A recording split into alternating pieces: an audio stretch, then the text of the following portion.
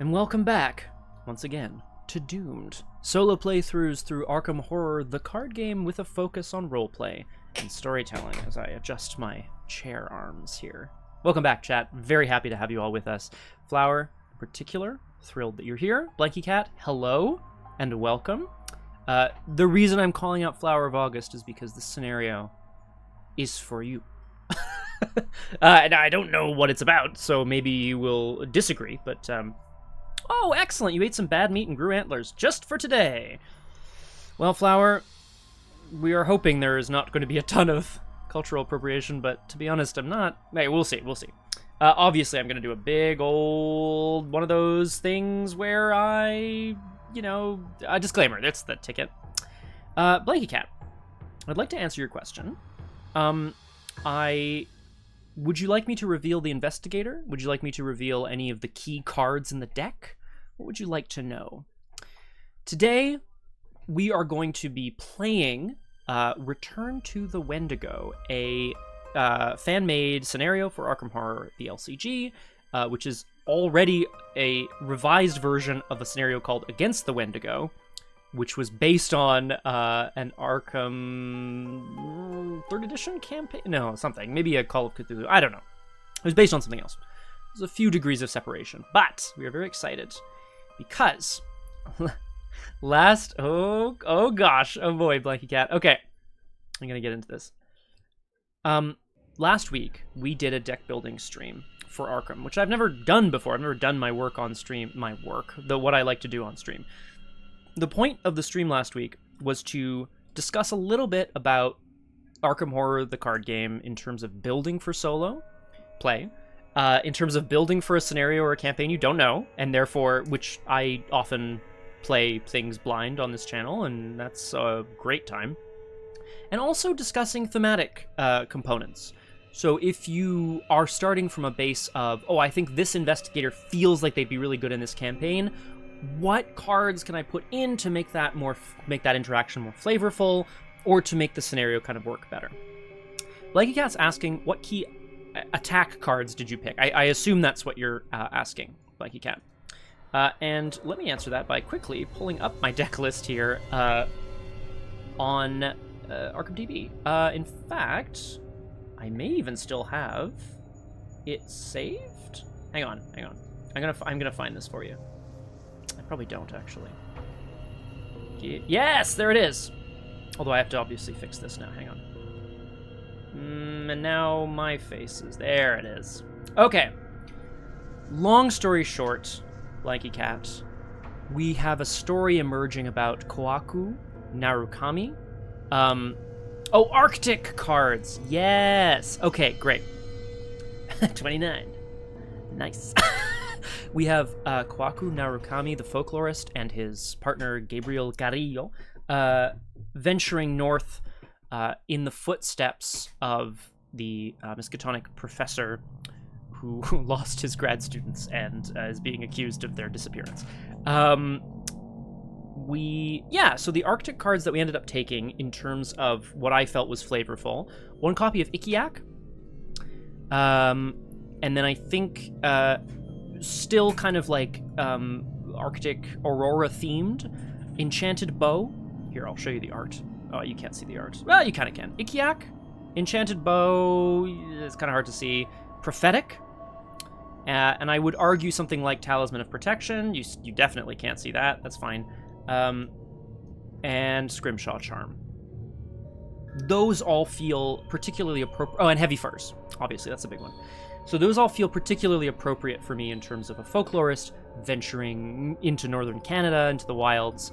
And then most of the events are mystic-y. And yeah, we'll see. It's definitely not a... it's definitely a bit of a scattershot deck, so we're going to see how it goes. But most important is that we're building something thematic and fun, and we're going to use it to tell a story. Autumn asked, did I make a deck for Kohaku's partner too? I did not, Autumn. Tragically, Gabriel Carrillo is not an investigator. He is only an asset for his partner, Kohaku. He is a printed card, so I took 2 copies of him. Which sounds weird when you're talking about your romantic partner. As always, we're going to start today by rereading the intro and getting a sense of what the story so far might be. We're going to do a drawing of the weaknesses, as we always do, although that's going to be a lot less rigorous because this isn't a upcoming campaign. And we're going to dive in, guys. I am drinking some eau pétillante, that's sparkling water. It's boutique, apparently. Oh, sorry, it's botanique. Botanical. Sorry, I thought it said boutique. I'm going to read the English side rather than the French side for some reason. Sweet clover. That is delicious and refreshing. It tastes like a vanilla cookie. Ah, there we go. Yes, Blanky Cat. And hopefully we don't have to bury any. That's the trope that I'm hoping to not get into tonight. Disclaimer, I'm gonna throw up the is it called warning? Yeah. I'm gonna throw up the warning here. Arkham Horror, the card game, does feature often images of things like body horror, eldritch or monstrous creatures, blood, gore, etc. I don't know the scenario, so I don't know what it will feature. I have a feeling this scenario will feature an awful lot of like indigenous characters and folklore. I am not an expert on this subject. I am going to do my best to minimize any ignorance that might be present, but I'm just throwing that out there. Early doors as a disclaimer. Hello, weirdness as well. Oh, and of course, the most important thing as we jump in here. No, my camera. I'll fix that. Nailed it. No, that's not working. There we go. Nailed it. Don't worry about it, guys. We're doing great. Hey, it's Lydia gonna sing the Doom song now. Sing the Doom song. Sing the Doom song. The most important thing, Flower of August, is that you and I need to come up with a system for frost tokens in this scenario. Frost tokens, as a reminder, are tokens that are unique to the Edge of the Earth campaign. However, we are going to the other edge of the Earth, the Arctic, I guess. So we're throwing in some frost tokens to this this chaos bag. Frost tokens are a rolling -1, so it's -1, draw another token, much like a mini curse. Mini curse, you're cold. If you draw 2, you automatically fail. So my suggestion, Flower, is that we add 2, and that every auto-fail, every tentacle we draw adds another frost token? No. Every elder sign we draw adds another frost token, and every tentacle we draw removes one, but they can never go below 2. What are your thoughts with that? Oh, ooh! Okay. Each weakness you draw is add another. I like that, because, in theory, I have 4 weaknesses, right? My unique signature weakness, and my 3 basic ones. Unless I get a permanent weakness, which feels cheating. Feels like cheating. So we'll see. Yeah, I love that. OSAB, not yet. But God, I didn't bring any animals. Yes, I was implying that we were going to eat some animals. Let's not, let's not joke about that. As always, let me know if the audio balance is okay. I think we should just get into the story of this before we do our drawing of the weaknesses and find out what Kohaku and Gabriel are able to accomplish. Yeah, I read this before, but I'm reading it again. It is absolutely necessary for the peace and safety of mankind that some of Earth's dark, dead corners and unplumbed depths be let alone, lest sleeping abnormalities wake to resurgent life. Oh, it's getting so big! There we go. And blasphemously surviving nightmares squirm and splash out of their black layers to newer and wider conquests. Thank you, Lydia. That's all I ever asked. Well, epic! All right, great. Welcome to Return to the Wendigo. Uh-oh, Flower's gonna be mad if we don't fail. Hang on, wait. Rules and clarifications. I'm just gonna quickly zip through these. Location adjacency. Locations are connected orthogonally, but not diagonally. That's fine. Oh, good, Blanky. I'm glad you're back. Welcome back. Navigating. In this scenario, investigators will have access to a story asset, which will allow them use of the special navigate action once per turn. It's considered a type of move action. If you are prevented from moving, either out of your location or into the next location, you cannot navigate, fine, because it's a move action. If enemies are engaged with you, it provokes attack. Okay, great. Basically, it's a kind of move. That's fine. Arkham. September 1926. Again, reminder, we've already read this, but reading it again for funsies. For the past several weeks, you've been keenly following the details of the trial of Dr. Nadelman, a rising star within Miskatonic University's anthropology department. Obviously, Kohaku would be following this because Gabriel is a professor at Arkham University, and the drama is everywhere in the academic community, that is. Nadelman is the only surviving member of a recent expedition that was sent to explore the Hanana Valley in northwestern Canada. Sylvia Davidson, Norman Faulkner, and Bernard Epstein, the 3 graduate students who accompanied Dr. Nadelman on the expedition, disappeared, and some have suspected foul play. Largely, you suspect to appease the university, Dr. Nadelman was found guilty of criminal negligence, but it was clear to everyone who observed the trial that Dr. Nadelman was neither sound of body nor mind when he was placed on the stand. When his testimony was actually lucid, it was full of implausible rants alleging that man-eating monsters and evil spirits tormented the party at every step of the journey. Despite the conviction, answers regarding the ultimate fate of the missing students remain elusive. After the trial, Nadelman was remanded to Arkham Asylum to receive treatment, pending an appeal of the verdict on the grounds of temporary insanity. Since then, you've been in contact with more than one concerned family member of the missing students, and all are as dissatisfied as you are with the resolution of the trial. You were able to learn from several of them that the Canadian authorities have closed the investigation, I forgot about this, after several of their officers also went missing while canvassing North Hanana. Not a good look for the Canadian authorities. Excuse me. After seeing their desperation, with nowhere else to turn, you have reluctantly accepted their request to return to the Hanana Valley and resume the investigation in order to see justice done for the students and their families. You quickly book passage north across the border by train and will arrive in Hanana in a few days' time. I'm with Flower of August. I think Arkham University, the Miskatonic University, is a big deal in Arkham, certainly, and presumably in the state of Massachusetts, so I get it. The Mounties always get their man, and unless the man gets the Mounties first, and then they disappear.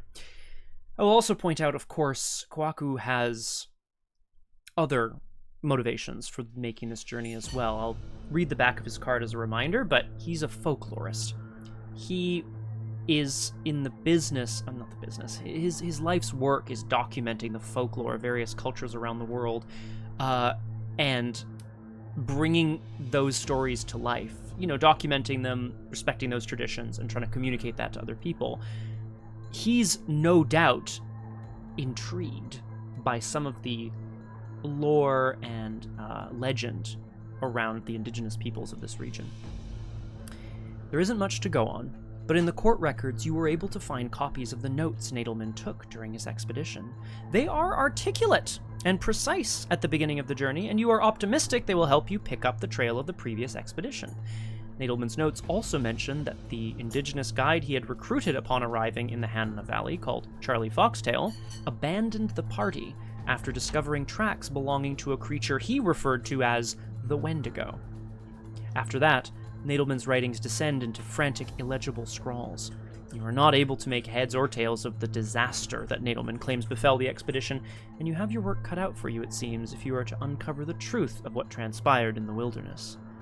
You are scheduled to arrive at Fort McDonald, a remote outpost near the edge of the Yukon that is occupied by the Royal Canadian Mounted Police. The fort overlooks the Mackenzie River, which flows through the territory, and will likely be the best place to begin your search. The weather is mild, for now, along the riverbank, but higher up in the mountains, snow has already begun to fall. You don't have a lot of time to locate the missing students, if they're still out there, before they are forced to contend with a cruel and bitter winter.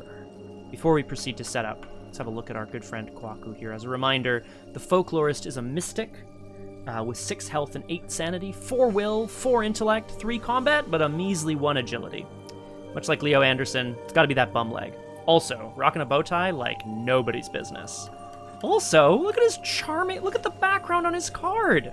He's like posing in front of a cute little stream in fall colors. His ability, I should mention as well, try to remind me if I don't do it. At the start of your turn, it is a reaction, so it's optional. You may add a bless or a curse to the chaos bag, whichever there are fewer of. Or you may remove 2 of each to take an additional action. So we like extra actions. It's that kind of game where actions are good. Do that. Everyone in the Arkham Historical Society recognizes Kohaku's booming laughter and the haunting tales he tells of both the yokai from his childhood home outside Tokyo and the strange creatures that haunt the Arkham woods. The eccentric folklorist tells everyone that the chronicling and publication of these phenomena's existence will be his greatest work. It is only when he is home with his partner Gabriel that he hears the cries of the same spirit who haunted his father and fears that his greatest work will never allow him a night's sleep.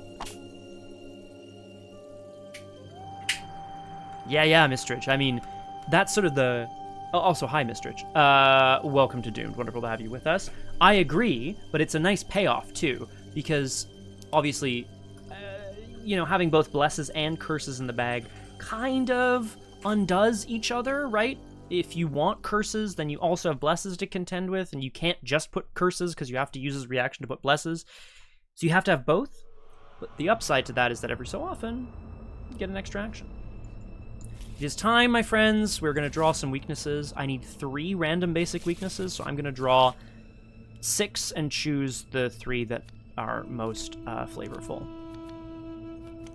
And I have not been... This is a side scenario, so I'm not keeping track of ones we've used in previous campaigns. I am, however, not taking campaign mode only or... Ugh! My worst, my least favorite card in the world. The Devil. Okay, let's talk. Chronophobia, a fear of time. This is the Vow of Dristilek. I should have been ready for that word. Revelation. Put it into play in your threat area, or take a horror and shuffle it back into your deck. You cannot leave play except by the double action below. Discard it. It takes up an arcane slot, and you get -1 sanity. I don't know who you're vowing to, but it seems pretty good. Exactly, Flower. You got to be careful about that, too. But you could, in theory, also have other people in the party putting in blesses and curses. Okay, the Devil. The Devil sucks. It takes up a tarot slot, and it says you cannot play assets other than the Devil when it's in your hand. So you have to play it first, and, I don't like it. Hypochondria. Horrible art. Always been horrible. This is after you take damage, take horror. Drawing the Sign. This is the sign of H-Man. Good evening to you, Cthulhu. Welcome to Doomed. Wonderful to have you with us. Just doing a little Kohaku drawing of the weaknesses. And Dendromorphosis. It turns your hands into plants, and then you can take a direct damage to deal a damage to Dendromorphosis, which will discard it, but you could also... It cannot leave play when it has no damage, but you can also take a damage to put a damage on it, presumably. La la! Oh, yeah, sorry. It's my Quebecois coming in there, Mr. Rich. Okay, flavor-wise, he's a mystic.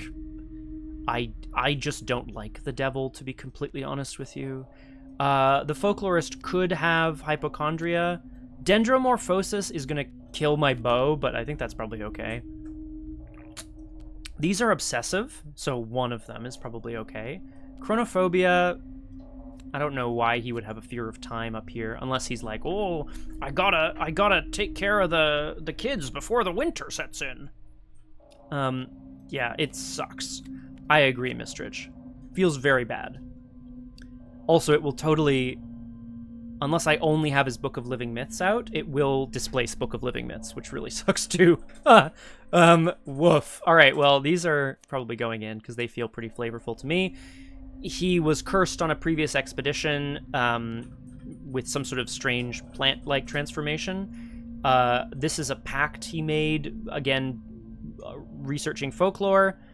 And...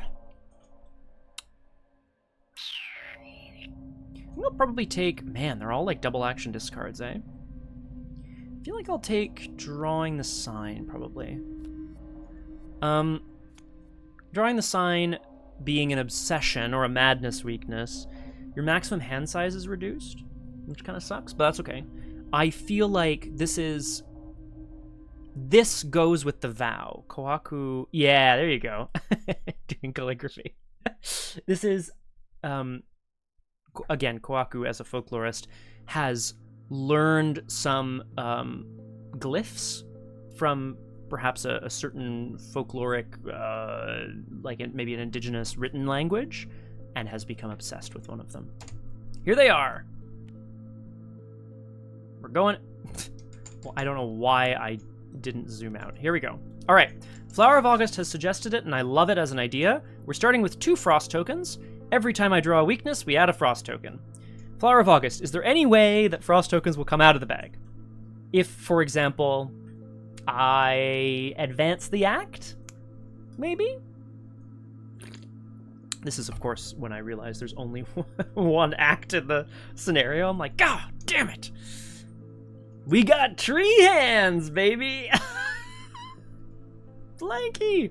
I love it. Okay, as a reminder, Kohaku's got a bunch of crazy-ass relics and shit that he's brought with him from his previous things. Max 2 plus the current agenda count! Yes, Flower. Okay, so I'm just going to draw really hard in the first few turns and get all my weaknesses out of the way. That's what I'm going to do. He's got some Riz. Occult Reliquary. The price is but a pittance for what you will gain. Is that Vincent Price? I think it's Vincent Price in the art. And a Paradoxical Covenant. Let's just get into it. I think we should just get into it. Let's read setup, and then we'll of course do agenda and act. Figure out where we're at. No. Sorry, we have to draw our opening hand, because that, my friends, is how the game works. As a reminder, this is Doomed. We are playing for the story. I may very well take some non-optimal actions, hopefully accidentally rather than on purpose, but we'll see. I'm going to do my best to tell the best possible story. We're going to draw our opening hands, then we're going to set up, read an agenda and an act, and we're going to find some missing grad students in the woods, okay? Let's get doomed.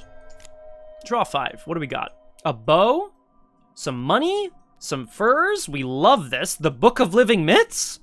We're going to drop ethereal form. I don't give a shit. And a word of command. There's my mulligan. Ooh!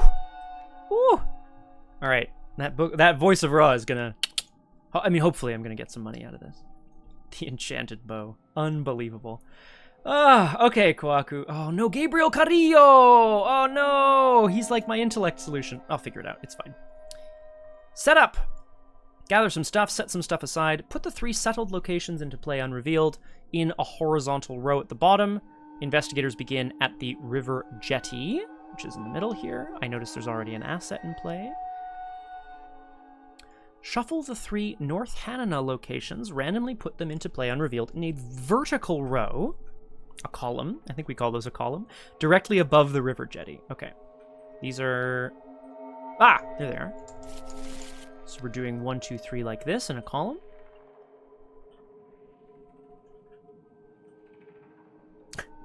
Yes! Every time you draw 2 curses and 2 blesses, Super Paradox of Frost. Ah, I love that too. Actually, that's pretty... Oh man, that'd be so sweet. Okay. Alright, Cthulhu, if it happens, it happens. Because I feel like, yeah, having a limit is nice, but I also like the idea of being able to get rid of them, but it's going to be like a little mini game. Gather the 2 coast mountain locations, shuffle them together, randomly remove 1 from the game. Shuffle the remaining coast mountains together with the other 5 uncharted locations, put 1 into play unrevealed to the left and right of each North Hanana location. Okay, so one of the mountains leaves, and then it goes in this pile, yeah. And then we're going to put them into play this way. I'm not looking at them. I don't know what they are. I have no idea what they are. There's that mountain, and it's down there.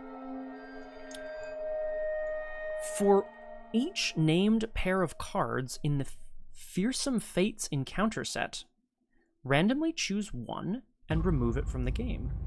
Then shuffle the 3 remaining story cards and put them into play attached to a scenario as a separate Fate deck.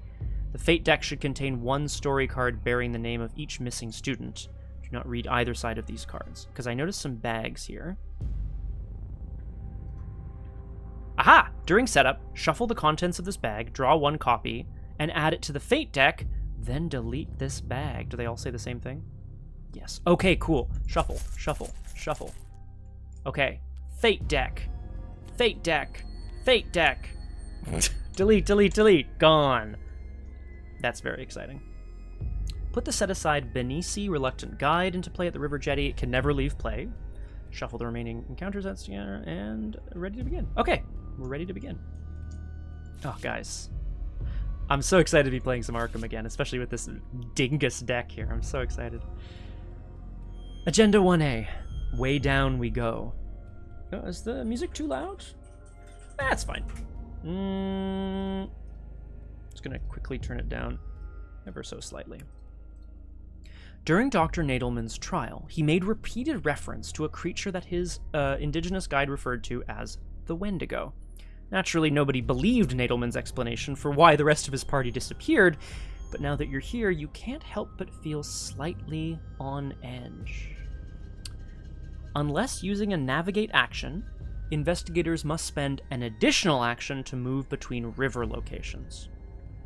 So, we're going to have a look at the map in a second, but moving between rivers costs 2 actions unless you navigate, which is a special kind of move that costs 1. Foredoom. Not a long time. Act 1A. Canvass the Valley. Armed with a fleet of canoes and the notes that Dr. Nadelman kept during his initial expedition, you've arrived in the Hanana Valley and are now prepared to venture into the wilderness, hoping to retrace his steps and discover the truth of what happened to his missing students. Objective.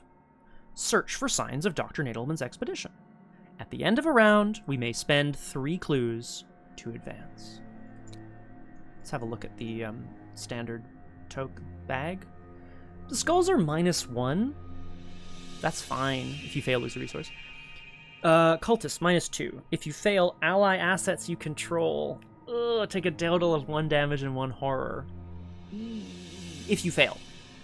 Tablets, -2. If you succeed, you may place a clue on the nearest mountain location. Otherwise, take a horror. Good, good. Woof. Okay, so it's -2. Take a horror if you fail, but if you succeed, you get a clue on a mountain. And the Elder Things are -3. If you fail, take a horror. Well, I'm glad we didn't take too many things that deal horror. What's that? That Vow of Dristic deals horror? Ugh, it's fine. Okay. Let's have a look at the map here. We start at the River Jetty, which is a river location. There's a indigenous encampment. I'm avoiding using the word native because in Canada of late, not of late, in the last sort of 10 years or so, there's this is totally by the wayside, but I think it's important to sort of talk about. In the last 10 years, there's a very big move by the federal government to initiate the Truth and Reconciliation Committee, which was obviously a committee that had at its purpose to interview, speak with, hold counsel with various members of Canadian Indigenous communities, or Indigenous communities located in Canada. At which point, when they published their report, they included in it a number, and I can't remember how many, of action points, essentially. The reason I'm avoiding using the word native is because it has a certain negative connotation, I find. I'm going to just be replacing it wholesale with indigenous, and I hope people are okay with that. To the east is Fort McDonald. Okay. River Jetty says it's connected to the North Hanana location adjacent to it, and vice versa. So that's, I see, up here. Okay, so the rivers, I'm just quickly looking. There's river. Okay, so the rivers are down the center, and then you can get off the river, so to speak, to get to the Fetid Quagmire. It cannot be revealed except by a scenario card. The Coast Mountains. Yeah, it was between rivers, Flower, but let's just double check that. Where was it? It was on the... Yes, between river locations. Coast Mountains here. This also can't be revealed except by an effect on a scenario card. And it says, when there's a clue on this location, reveal this location. Oh, okay. There's the Frozen Isola can't be revealed except by a scenario card. The Desolate Taiga. I haven't heard the word taiga in a long time. It's a type of, not ecosystem, but like landscape, I guess. Further to the north, the Impervious Grove, which sounds badass as hell, and the Marker Site, which also sounds mystical, and these also can't be revealed except by scenario cards. So something will be revealing the majority of our locations, but of course we start here on the banks, and we can do stuff here. What else do I want to say? Oh yes, let's have a look here at Benesi. I don't know what that is. It's just sitting there. This is an ally and a wayfarer.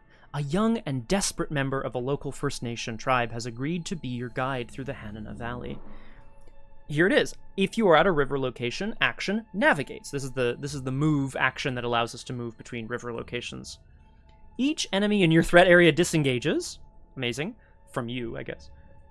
You may move to a river location X locations away, and then test combat or agility X. If you fail, take 1 damage for each point you failed by. Investigators at any location may activate this ability. Oh, but you have to be at a river location to navigate.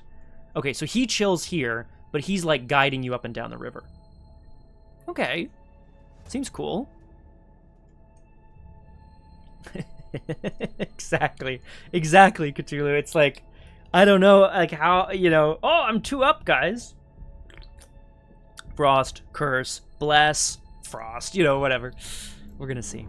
Okay. I think that's it. I think we're ready to start. We've got 4 doom. We're looking for 3 clues because we're searching for signs of Dr. Nadelman's expedition. Let's just get into it, guys. Let's get doomed. Reaction. At the start of my turn, I'm gonna add a bless. Surprising no one, I'm gonna add a bless. Oh, let's reveal my location. This point of egress into the Mackenzie River, which flows north into the wilderness of the Hanana Valley, is utilized by both the First Nation natives indigenous to this region and the officers stationed nearby in Fort McDonald. Thank you, Blanky Cat. 2 shroud, 1 clue. Resign. You call off the search. You have a hard time finding a local guide who is willing to venture into North Hanana, but with the assistance of the Royal Canadian Mounted Police, you are able to secure the services of a young Indigenous man who is willing to act as your guide for a price. A price? What kind of price? We're academics. We don't have money. The Folklore Center pays great. It's a 2 shroud location. We want money. The bow is our way of managing enemies just in case. I would, Flower? You know what? I don't want to do these frost tokens. Peace. Just kidding. Just kidding. I wouldn't dare. I would rather... I was going to say eat my own child. It's not necessary, Scott. It's just not necessary. Let's start. Not a boss move. Not a boss move. Oh, okay. Perfect. Well, Flower, I'm not doing it. I'm not doing it, okay? You can, those frost tokens can beep. I think it's important. Kohaku, oh god. What's the most important thing to have here? Book of Living Myths. And the Enchanted Bow. It would biff the stream. I think we're not gonna get clues yet. I'm hoping next turn will be clue, move, clue. But let us start. Kohaku is here with his expedition, if you can call it that. A number of people recruited from Arkham, this guide who is reluctant to guide them further north. Everyone seems very reticent to talk about either what happened, what they saw, or more especially about what this strange Wendigo creature is. Kohaku, of course, has read about it in his Book of Living Myths. Oh, it has, oh my god, it has cute little triggers on it now. This is the Chronicle of Wonders. When a Chaos token would be revealed at your location, you can exhaust the Book of Living Myths to search the Chaos bag for, you can resolve a bless or a curse, whichever there are more of. So, very nice. Also a great way for me to trigger Paradoxical Covenant, but we'll get there in a moment. The you know, his life's work has a certain amount of information about various legends, horrors, creatures that relate to spirits and ghosts from other parts of the world. but very little about this Wendigo, and he hopes to gather more. Kohaku is not a faithful man, but he does know that there are forces at work beyond what he is comfortable with. What he is comfortable... No. There are forces at work beyond what he can understand, and he knows this for a fact. The Uri, of course, etc. Let's gain a resource, and then reveal 3 random tokens from the bag. We're looking for symbols. 1, 2, 3. 1 symbol. I'll gain 2 more resources. Last action. I will play the enchanted bow. Hang on. The whatchamacallit is in our deck. The Dendromorphosis. Oh, I should have done that, Blanky. You're right. Oh, well. Womp womp. Too bad for me. Because it... Hang on. Oh yeah, when a chaos token would be revealed. It's interesting because it says resolve, but I'm not resolving the bless. I'm just revealing it, right? Anyway, in theory. I forgot. Last action. I don't want to play the bow yet, even though that's my... Oh god, that is my enemy solution, actually, so I really need to play it. And I'm going to draw Dendromorphosis right after this.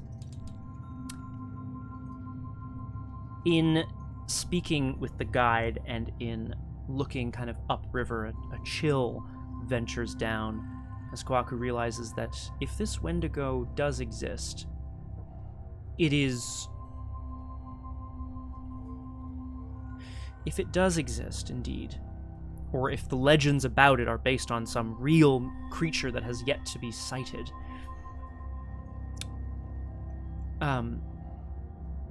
he's going to need to be protected, and this reluctant guide, we hope, will not turn tail and flee, but perhaps he should be prepared all the same.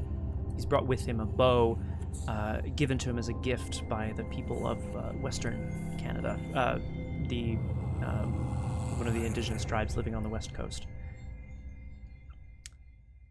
Yeah, Guys, do you mind if I do this? Does anyone mind if I just take the 2 extra resources? I didn't do it, though, so... I'm just gonna move on. Doesn't matter. It will indeed come back to bite me in the ass. It will come back to bite me in the ass if I don't, so I'm gonna leave it. Natch. That brings us to the end of the investigation phase. We have a bow, we have our Book of Living Myths, which we'll be using to record all of the horrible things we encounter, and we go to upkeep. Stirring up trouble. This discovers 2 clues. Interesting. Not yet, Flower of August. We go to 1 doom out of 4. We shuffle the hell out of the encounter deck. Here on the banks of the, what's the river? Mackenzie? Thank you, Blanky Cat. Well, I'm not doing it. Here on the banks of the Mackenzie River, guide ready to head out. Kohaku thinking perhaps he should interview some people before just venturing off into the wilderness. We draw Making Camp. When the sun gets low, you decide to make camp. Unfortunately, you aren't the only one in North Hanana seeking respite from the cold night. Each investigator at your location may heal a damage and horror from their investigator, and then reveal the top card of the encounter deck. If you reveal an enemy or story asset, draw it. Otherwise, shuffle it back into the encounter deck. What? What the hell is this? What the hell is this? Each investigator may heal a damage and a horror. Well, no, I can't, so I can't do this. Oh, okay, so the trap is that maybe you'll draw an enemy. Or maybe you'll draw a story asset. What the F? Anyway, okay, nothing happens. And it doesn't gain Surge. So, no need to make camp yet, everyone. It's back around to us. Let's, at the start of my turn, I will use my reaction to add a curse. And then, I think we should just get into it. Heavy Furs. I agree. I think it's going to be a trap later, Mistrich, I think is the idea. Which is kind of fun. Kohaku's donning all of the things that he thinks he's going to need for this journey. And then let us investigate and find the clues here at this location. He's going to interview people. He's interviewing Benessi. you know, there was obviously an expedition up here. I know they went upriver, but do you know what they were looking for? Do you know what they were seeking? Have you heard anything about them? We're investigating at 4 to 2. It's a -1, a pass. We get the clue off the location, and we're going to move on. Kohaku would probably not go to the fort first, weirdly, even though they're, you know. The Fort MacDonald is currently occupied by the Royal Canadian Mounted Police. The police force was recently established by Canada in 1920, and its officers are sometimes affectionately referred to as Mounties. Yeah, it's cute, eh, Mr. Rich? This encampment, however, says the First Nation territory in this region is vast, but sparsely populated. The indigenous peoples seem distant to outsiders and appear to be reluctant to venture very far from their camps. Something must have spooked them. Kohaku is that guy. He is absolutely, he's like, maybe the Mounties know stuff. You know, his partner Gabriel's like, we should probably interview the police, and he's like, no, I want to talk to the people who know what's really going on here. Last action, we're going to move over to the encampment.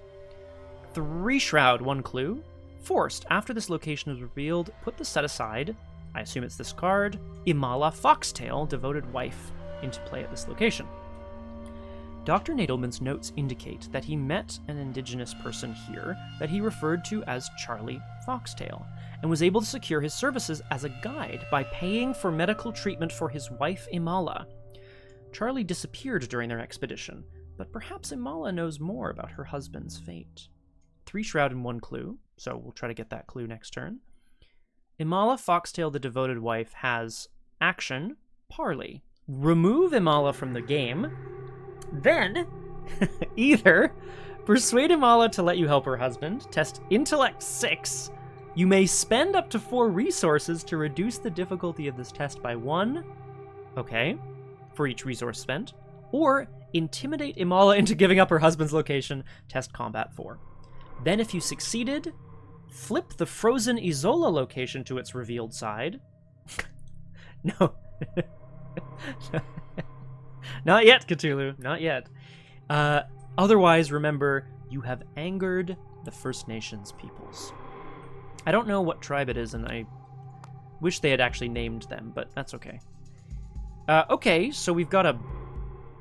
Okay, so basically this is a risky parley test we're going to have to take. Maybe we'll find some money, and then that'll be okay. We'll see. But that brings us to the end of our turn yet again. Oh, weirdness. Cheers to you. I'm sure it'll be fine, Flower, yeah. That's actually a better point, Mistrich. Especially, yeah, given that it's like 100 years ago now, and anyway, that's the whole thing. Weirdness, slumber well.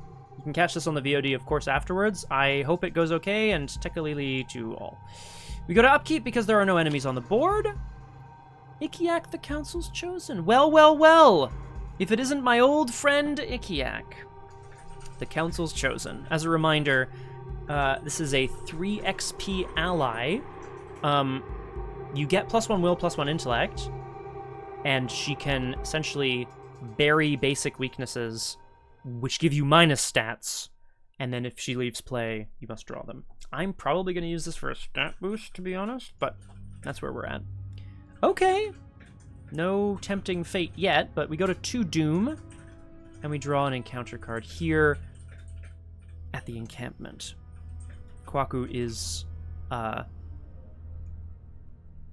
mean, he's a wide-eyed optimist in a lot of ways, you know? Take that, tree hands! Winter is coming. The plummeting temperatures herald the imminent changing of the seasons. I have to actually just make sure. Are there frost tokens in the bag? Yes, good. Test Will 4. Oh, if you fail, discard a non-weakness asset you control. If you cannot, take a direct damage instead. I mean, you would think so, Cthulhu. Oh, burying weaknesses? I would say no. But let's do this chilling cold winter is coming first. Test Will 4. Well, I already have Will 4. I'm not going to commit to this test. I could go for the Bless to start, but I could just go for the Bless, and then I'd be 2 up. But then what if I draw a -3 or 4? I would have failed anyway. Let's just draw. Fine. Okay, that's fine. If you fail, discard a non-weakness asset you control. Oh, or Heavy Furs. That's such a useless use of heavy furs. Uh-oh. I really don't want to discard any of these cards. I'm gonna deal a damage to heavy furs. Wait, hang on. Is that crazy?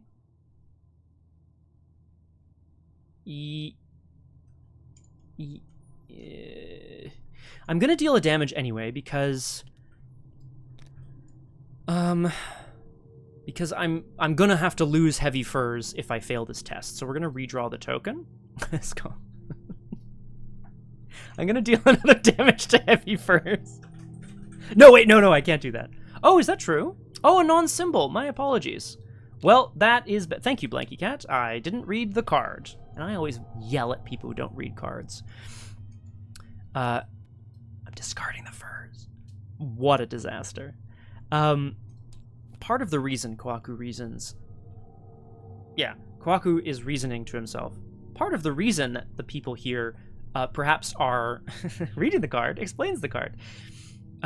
People seem very reticent to talk to him, as has already been mentioned, and he realizes part of that is probably because winter is being, the onset is coming, and people are trying to find shelter, right? Like, they're moving around, they're going to be moving more into the sort of, like, shelter of nearby woods or mountains.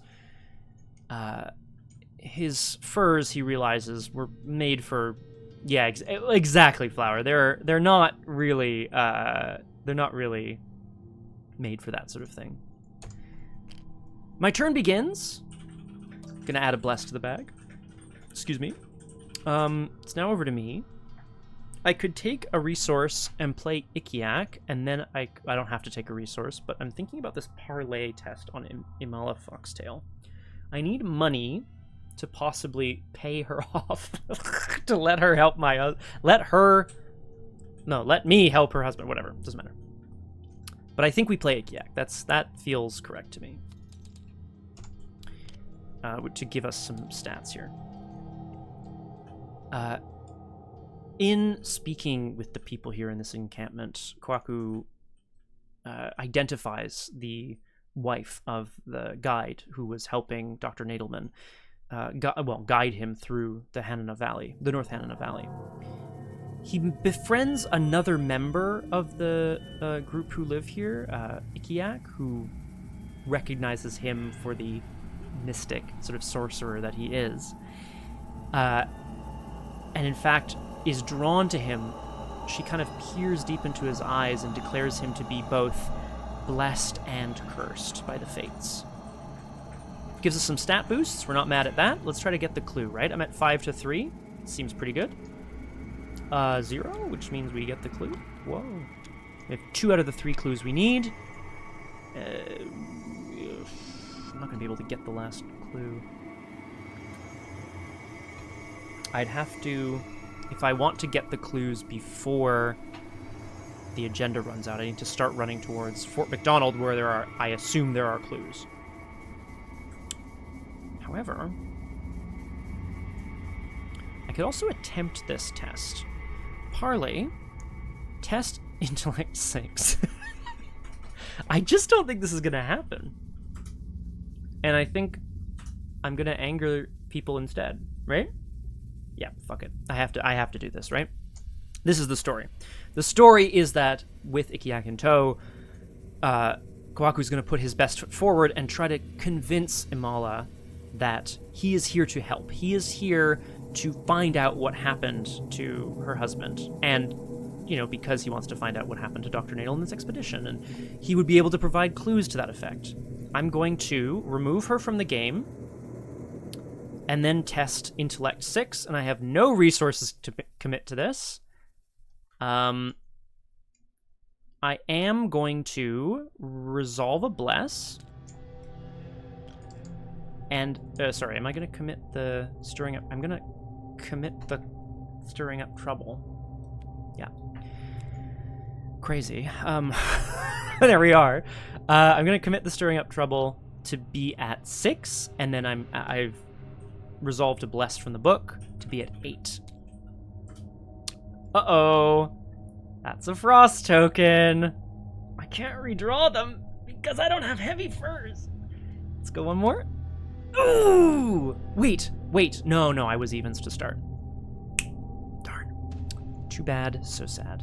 We lose the bless, and we fail the test, just. But I didn't have any resources to commit, so it is what it is. Despite his best intentions,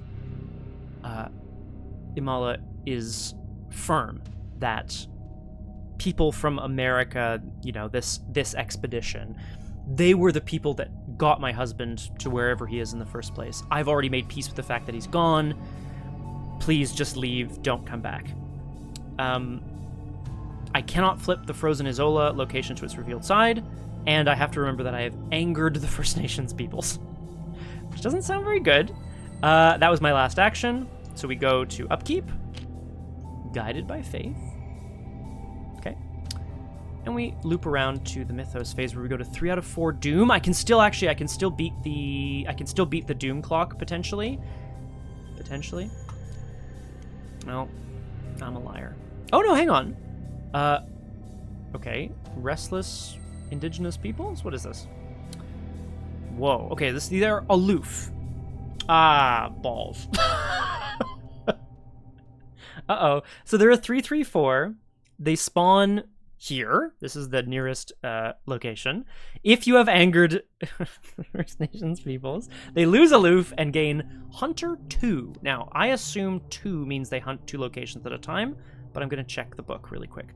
Revenge. Shuffle them into the encounter deck instead of discarding them. After you defeat this enemy, you must resolve its revenge effect. Okay, well, we're fucked, guys. Yeah, no, game over, guys. For sure, game over.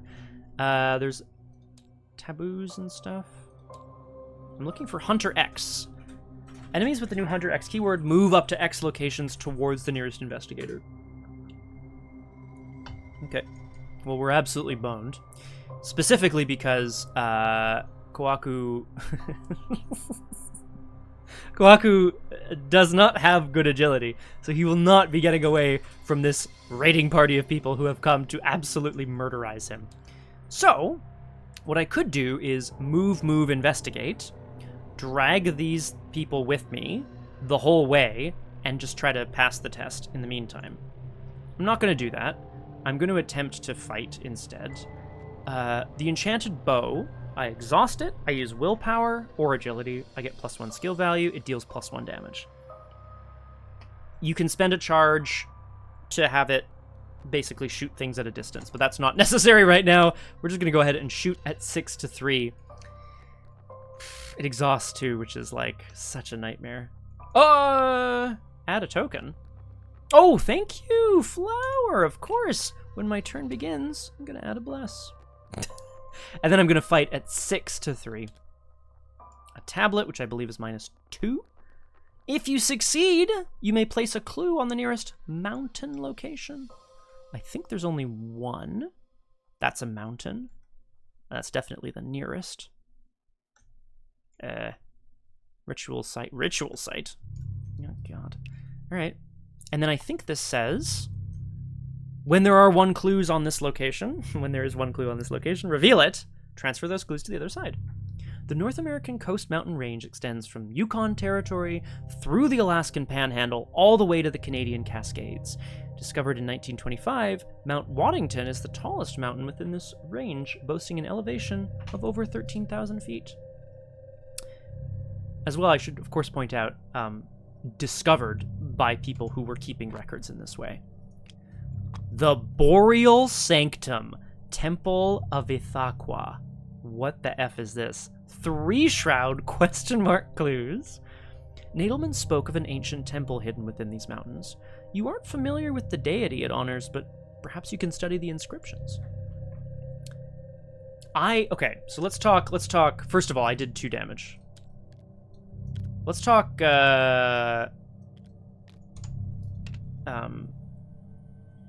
whatchamacallit here. Let's talk, like lore here, story, right? Kohaku is under attack. As quickly as he thought he had earned Imala's trust, the tone shifted very fast and people began trying to drive his expedition away as quickly as possible. A group of indigenous peoples kind of like took to their horses and basically drove him away. He is attempting, Kohaku is attempting to make sure, well, he's trying to, I mean, he's in mortal combat now. He's attempting to fend them off with the enchanted bow that he had access to. And in so doing, managed to get a little ways away from the encampment. He's still being pursued. People are out for blood, thinking that they are here, the expedition follow-up, is here once again to destroy a certain way of life, and, you know, perhaps appropriately. I think maybe the story so far, I don't know if he, like, I don't think he, like, took a prisoner and then questioned them or whatever. I just think maybe Gabriel Carrillo is off, like, decoding Dr. Nadelman's documents, and he's like, oh, I keep coming across this strange, these references to, like, a temple in the mountains. Like, who would have built a temple up in the mountains? Like, what is this for, you know? I'll point out as well, the Boreal Sanctum, it says you have to use willpower instead of intellect while investigating, and if there are no clues, put the set-aside Aurora Beacon Frozen Testament story asset into play at this location. This location is worth 1 additional victory point for each horror on it. Don't know what that means. However, we have bigger fish to fry at the moment. We've got some people bearing down on us. I am going to attempt to fight again. I'm going to resolve a bless to go 5-3. Done. Okay, amazing. Remove the bless. We deal the last damage. And it shuffles into the encounter deck, which is an absolute nightmare. It just means they're going to come back again. And then I'm going to last action very quickly. I'm going to get the hell out of here back to the river jetty, where we are still missing... actually, I'm not missing information. I could head straight to the Boreal Sanctum. I'll get the last clue there. If we have any sort of lead, it's that Dr. Nadelman was investigating some sort of temple in the mountains. Certainly, if any of the grad students set up camp there, there would be a sign or anything of that nature. We managed to defeat the enemies, thank goodness. We go to upkeep because there's no ready enemies on the board. But of course, we cannot escape. We cannot escape what has come for him. With the description and discovery of the location of the temple in the mountains, whatever this thing is, the hairs on the back of Kohaku's neck stand up. A haunting feeling follows him. This is the Weeping Uri, the ghost that haunted his father and will now haunt him. Preys on Kohaku only. It is aloof. We've talked about this, right? Aloof, elusive, hunter. So it's aloof. If it attacks you or if you attack it, it will disappear. It will disappear and run away, but it will hunt you. It will always follow you. Forced. After we reveal a bless or a curse during a skill test at its location, if it's ready, it will attack me to horror, and then it will run away. Mistrich asks, is it only for the... Yeah, exactly. Flower is correct, Mistrich. They are only in Edge of the Earth as of now. I was hunting for a fan campaign. Oh yeah? Oh shit. Who the hell is Ithaqua? Aloofiv. Aloofive. I mean, I should know who Ithaqua is, and maybe I don't want to know, Mistrich. Maybe I don't want to be spoiled, but... yeah, the idea was that I wanted to do something. Flower kept mentioning it, and I thought it was a cool idea to like try to find a scenario that would accommodate them. Aloof. Okay, we upkept.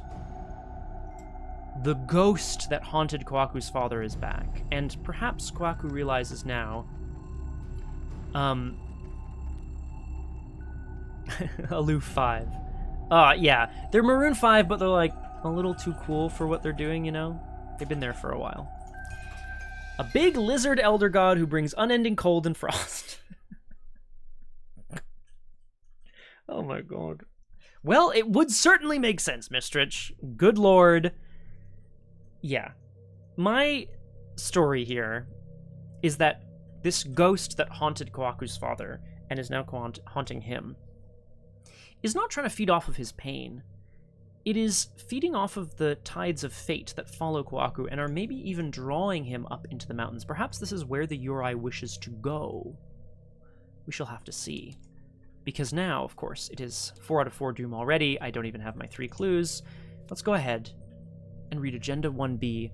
More than a feeling. It doesn't take very much time spent in the Hanana Valley for you to start to believe the Wendigo Dr. Nadelman described is more than simply a primitive superstition. You've observed evidence of something bestial active in the woods, and even caught a fleeting glimpse of a towering silhouette adorned with elk-like antlers that shimmered and vanished into mist like an evaporating breath. Yeah, because I drew a weakness flower, you're right. I'm going to go ahead and do that right now. How did I say I could get rid of them? Oh yes, by drawing 2 blesses and 2 curses in the same test. And a limit on 2 plus the agenda. It's no wonder that the previous expedition to this remote place was a failure. Most academics are simply unequipped to cope with this level of stress and danger. Each investigator must test willpower 4. If you fail, take a direct horror. Shuffle the set-aside Curse of the Wendigo encounter set, and the encounter discard pile, into the encounter deck. Let's test first, shall we? I have 5 willpower because of Ikiak. Ikiak cannot deal with the hunting Yurei. She's unequipped. Specifically, she can cancel basic weaknesses. The horrors. I'm testing 5 to 4. Oh, a skull! -1. So we pass. Kohaku is afraid. He would be a fool not to be afraid. This creature is whatever it is that he's glimpsed, and his guide is glimpsed. And the notes from Dr. Nadelman's expedition point towards this creature is massive, and it is potentially bloodthirsty. He does not know what it wants, but he knows it's out there. However, he has an iron will. I'm just going to do this. Shuffle that back in, baby. Done. Agenda 2A, the basic instinct. Every noise, every movement noticed out of the corner of your periphery puts you further on edge. There are dark forces at work in the Hanana Valley. Dr. Nadelman and his party ran afoul of them, and now, in your attempt to retrace their step, perhaps you will as well. It's got the same forced effect about navigate, so you have to spend 2 actions to move between rivers unless you navigate with our guide, whose name is Binesi. However, first we need to do the unthinkable. We need to draw an encounter card. We're back here at the river jetty, and while his partner Gabriel is looking, towards the fort as like the only bastion of like quote-unquote civilization here, and maybe Kohaku misses it a little bit too, he knows that the answers are not there. They are out there in the tundra, in the mountains, and specifically up in the mountain at the Boreal Sanctum, whatever that thing is. But first, smothering mists roll in down from across the mountain. A blanket of mist has rolled into the valley, limiting your visibility. Attach this to the nearest location without a copy of Smothering Mist attached. It gets +2 Shroud. Okay, well that's fine. When the round ends, reveal a random token. If it is a non-Elder Sign symbol, attach this to a connecting location, otherwise discard it. Well, that's really fun. What I'm enjoying so far, this scenario is reimagining some of the... Reading, I can't. Okay, it's compulsive at this point. Welcome to Doomed. Wonderful to have you with us. Non. Oh, yeah. Please. Oh, that sounds so good. Damn it, I could go for some non-bread. No, come on. Focus up. They're reimagining some of the encounter cards from the core set. So, this is whatever the fog card is called. I can't remember what it's called now. And then we just had the Chilling... It's not called Chilling Cold. The encounter set is called Chilling Cold. I don't remember.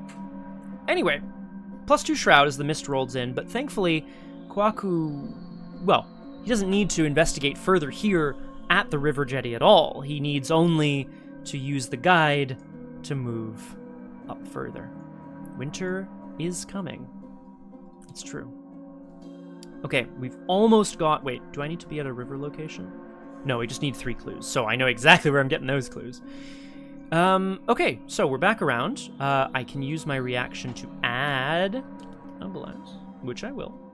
Obscuring fog. Thank you, Blanky Cat. I always forget these things. And chilling cold. Yeah. Is chilling cold the name of the... Yeah. The name of the treachery, right? I'm thinking of chilling fear, I think is the name of the encounter set, which contains both frozen in fear and chilling cold. I think is... Anyway, I'll have to look that up later.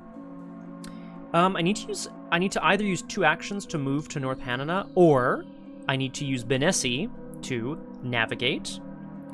I could have used Benesi to zip out of here, away from the enraged First Nations peoples.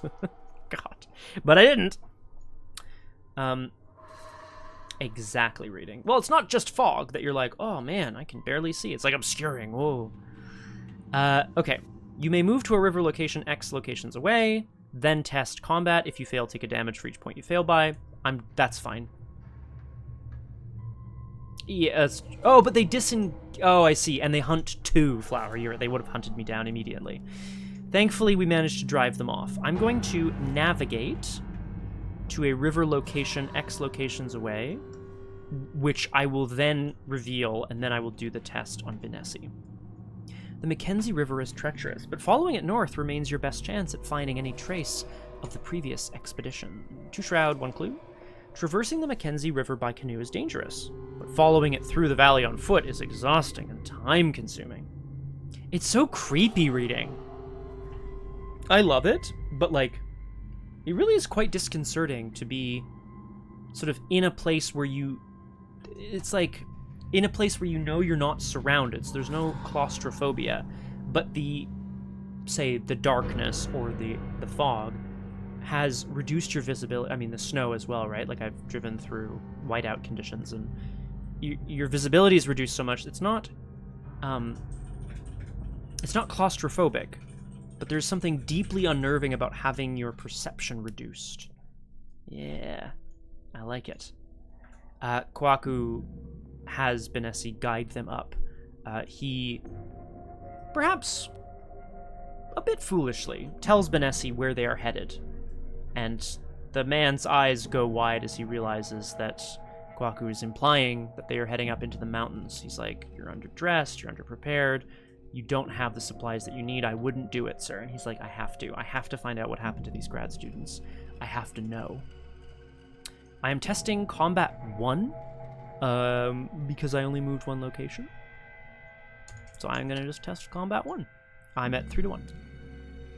It's -2. This is the one that if you fail. Yeah, so we're good. We pass. Then I'm gonna move again into the Boreal Sanctum. Nadelman spoke of an ancient temple hidden within the mountains. You aren't familiar with the deity it honors, but maybe you can study the inscriptions. And obviously, Kohaku would be all about that. He's an academic. He's a scholar. They are gobsmacked by the size of this thing, this monument to presumably some god.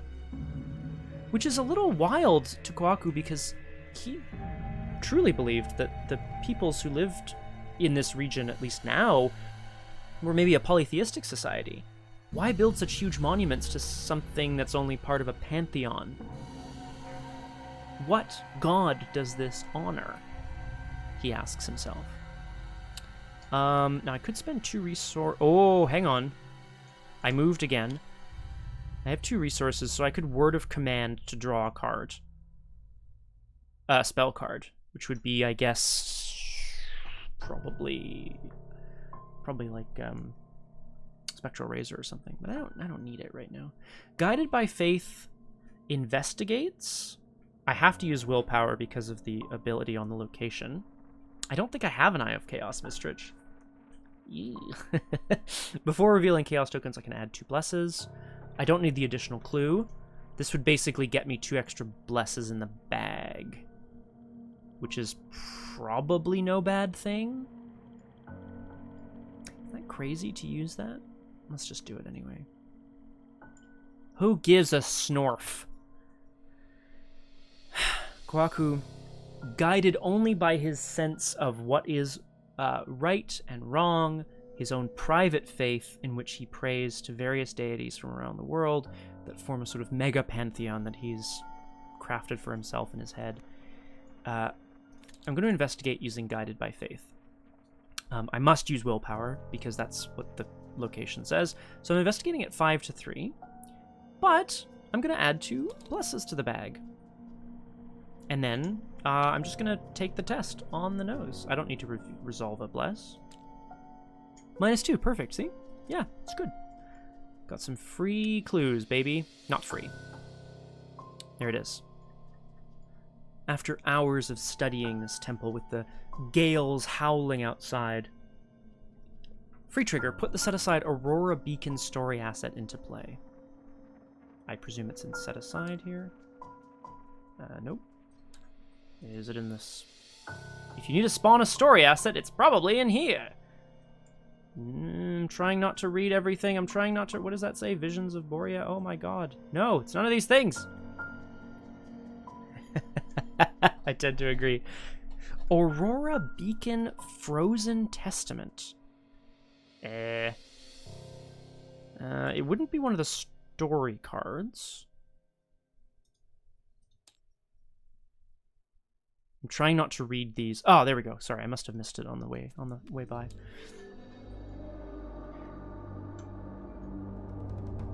Based on the symbols you have been able to decipher in the temple, it appears this temple was originally constructed by a race of proto-human giants who worshipped an ancient entity they referred to as Ithaqua. Kohaku is not an architect, an archaeologist, even an anthropologist, really. He's a folklorist. He studies the folklore of civilizations, peoples, tribes, etc. This is wild. I guess it was built by a bunch of very tall people. Even based on his very minimal understanding of science, it is clear that this sanctum, this temple, was built a very long time ago, perhaps longer still than was even possible, and must have been made by things far too big to be human. There's an action here. It says, place a horror on Boreal Sanctum, and then test Will X. If you fail, take a horror for each point you fail by. X is the amount of horror on the Sanctum. Free trigger if it has at least 1 horror. I know, it's Mistrich, it's wild. I didn't know we were here. This is bad news for me. Remember, you have received Ithaqa's blessing. Then flip this. Oh, and Boreal Sanctum's worth a victory point for each horror on it. So I could add some horror, test, take some horror, get a bunch of victory points. Obviously, Kohaku is going to be interested in this. However, he needs to be pulled back down to reality because there's also proof positive that the expedition team was here at the Boreal Sanctum. That's the end of my turn. That's when the round ends. This is a hunter, and the act is at the end of the round. Okay. So, in the enemy phase, the Weeping Uri hunts up the river towards us. We upkeep into another copy of Enchanted Bow, like just for funsies, I guess. Ithaqua, a new fragrance by Chanel. Ithaqua by Chanel. It is now the end of the round. I'm going to do Smothering Mists first. Reveal a random token from the Chaos Bag. If it is a non-Elder Sign symbol, it goes to a connecting location. Otherwise, discard it. I'm discarding it. The mists dissipate.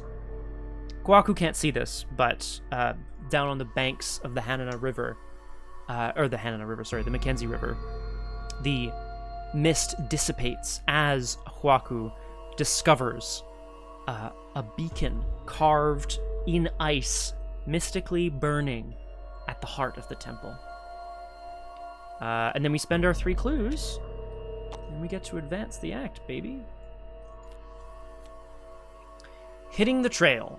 A thorough search of the river valley, and finding a temple to an elder god, thankfully yields results. There is definitive evidence here connected to one of Dr. Nadelman's missing students. You cannot yet determine if it is Bernard, Norman, or Sylvia, but you are certain the previous expedition passed this way. The lead investigator must draw a random story card from the set-aside fate deck and read Interlude 1. Shuffle, shuffle, shuffle, shuffle, shuffle. Draw. Interlude 1. I assumed it was in the campaign guide, but it's here. Scattered among the snow. So, I would say scattered among the snow outside of this massive temple to an elder god. You find articles of clothing containing Bernard's personal effects. Uh-oh. This is a classic Tunguska, site mystery, right? Why were their clothes off? What happened? Was he suffering from hypothermia? Or something more sinister? Wait, what was that reading?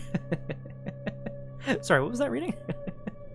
Nadelman's records are not entirely clear regarding what happened, but it seems Bernard may have been fleeing from something. You follow his uneven tracks to a large mound, which bears a circle of strange marker stones. Oh, okay. Flip the marker site location to its revealed side. Okay, well, I'm not going there, so it doesn't... An unremarkable collection of old stone pillars curiously protrude from an earthen mound deep within the valley. I'm not there! Why does that... doesn't make sense. As you consider the strange stones, you notice flocks of delicate blue butterflies swarming across their surface. Did Bernard find this place? If there are no clues, read Interlude 2 on the set-aside Bernard's fate. It's a 4-shroud 2-clue location. Just going to take a bit of work. But we're not even there yet, man. We read Interlude 1. Is that all? Yes. Set this card aside out of play until effect printed on that location allows you to read Interlude 2. Act 2A, Hot Pursuit. You've found evidence suggesting at least one of the missing students may be nearby. Again, a bit further up the valley, but sure, fine. And you suspect if you manage to find them, it won't be long before you find the others. You feel close to answers now, but after all you've seen in the valley, you can't help but fear the worst. If the fate deck is not empty, okay, spend 2 clues. The lead investigator draws a random story card and reads Interlude 1. Objective. If you have discovered the fates of Bernard, Norman, and Sylvia, you may advance. So, 2 clues for a new story card. There's 3 of them because there's 3 missing students. So I need 4. I've already revealed 1. I need 4 clues, and then I have to do whatever they say. So far, so good. I think Kohaku can probably handle that. Obviously, Kohaku is very interested in the Ithaqa's blessing, whatever that means. That was the end of the round. Mythos phase, we go to 1 out of 6 doom. A presence along the banks of the Mackenzie River haunts, waiting for its prey to descend back from the mountains. Perhaps something in the sanctum, the force of Ithaqa, whatever that name means, is keeping the Uri at bay. Oh, making camp. Okay. This is such an interesting card. You may heal a damage on a horror, then reveal the top card of the encounter deck. If you reveal an enemy or a story, draw it. Otherwise, shuffle it back. So, I mean, again, Oh, flower, it discarded. I drew a 0. It was not a non-Elder Sign symbol, so I discarded it. So it only lasts a round. Which is actually, again, a lot more generous than in... I don't know if I needed 29 XP, guys. This might have been a nice early thing. And again, making camp. Yeah, we're... Oh, is it? Reveal a random token from the Chaos Bag. If it is a non-Elder Sign symbol, attach it to a connecting location. It wasn't, so discard this. That's how I feel. Please feel free to, correct my verbiage if I'm incorrect, but that's how I choose to read this, right? I revealed a random token. It was not a non-Elder Sign symbol. No, but it's not a symbol, is I think where it comes into play. So that would be like a symbol, a bad stuff token, a skull or a cultist or whatever. Okay, we're back around.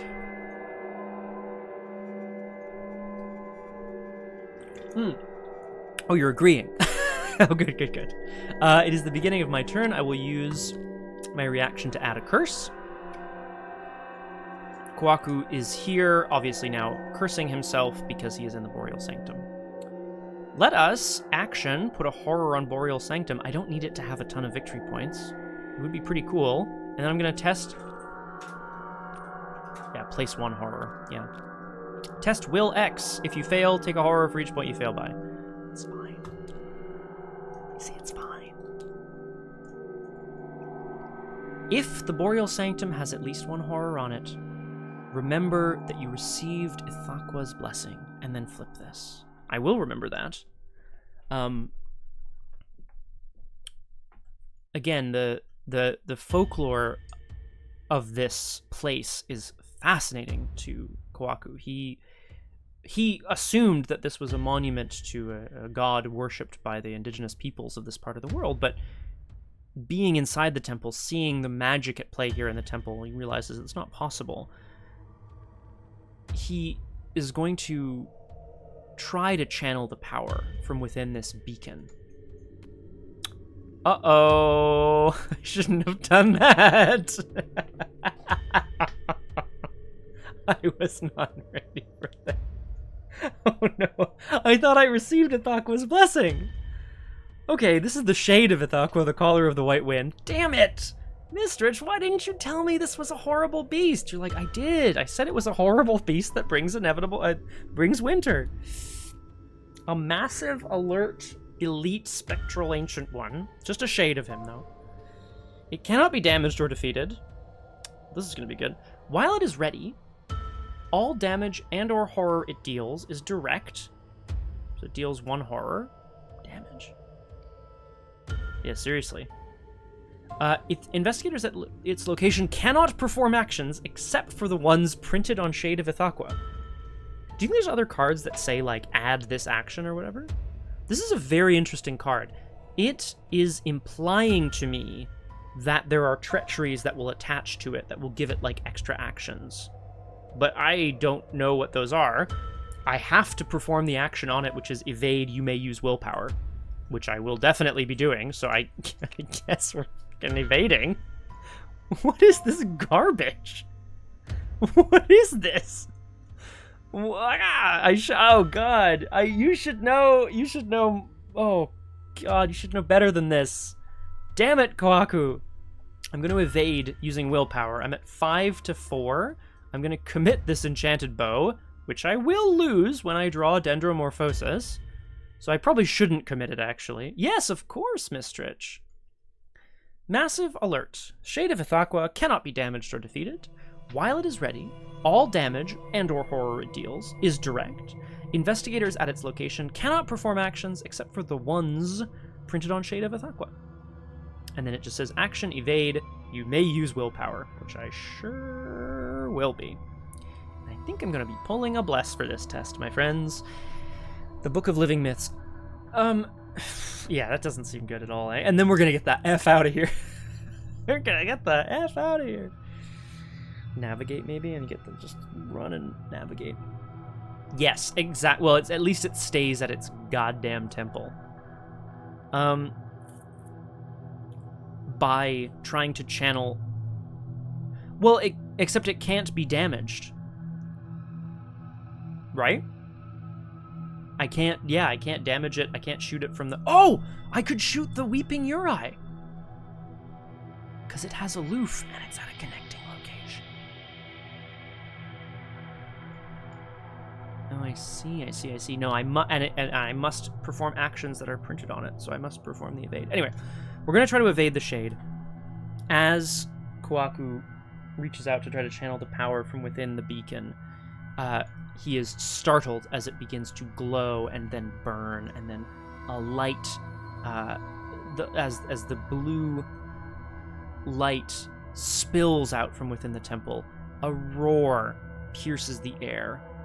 A creature that cannot be named, which seems to take on the form of every creature, both living and dead, that ever existed here in the northern part of the world, springs forth, roaring at the top of its lungs.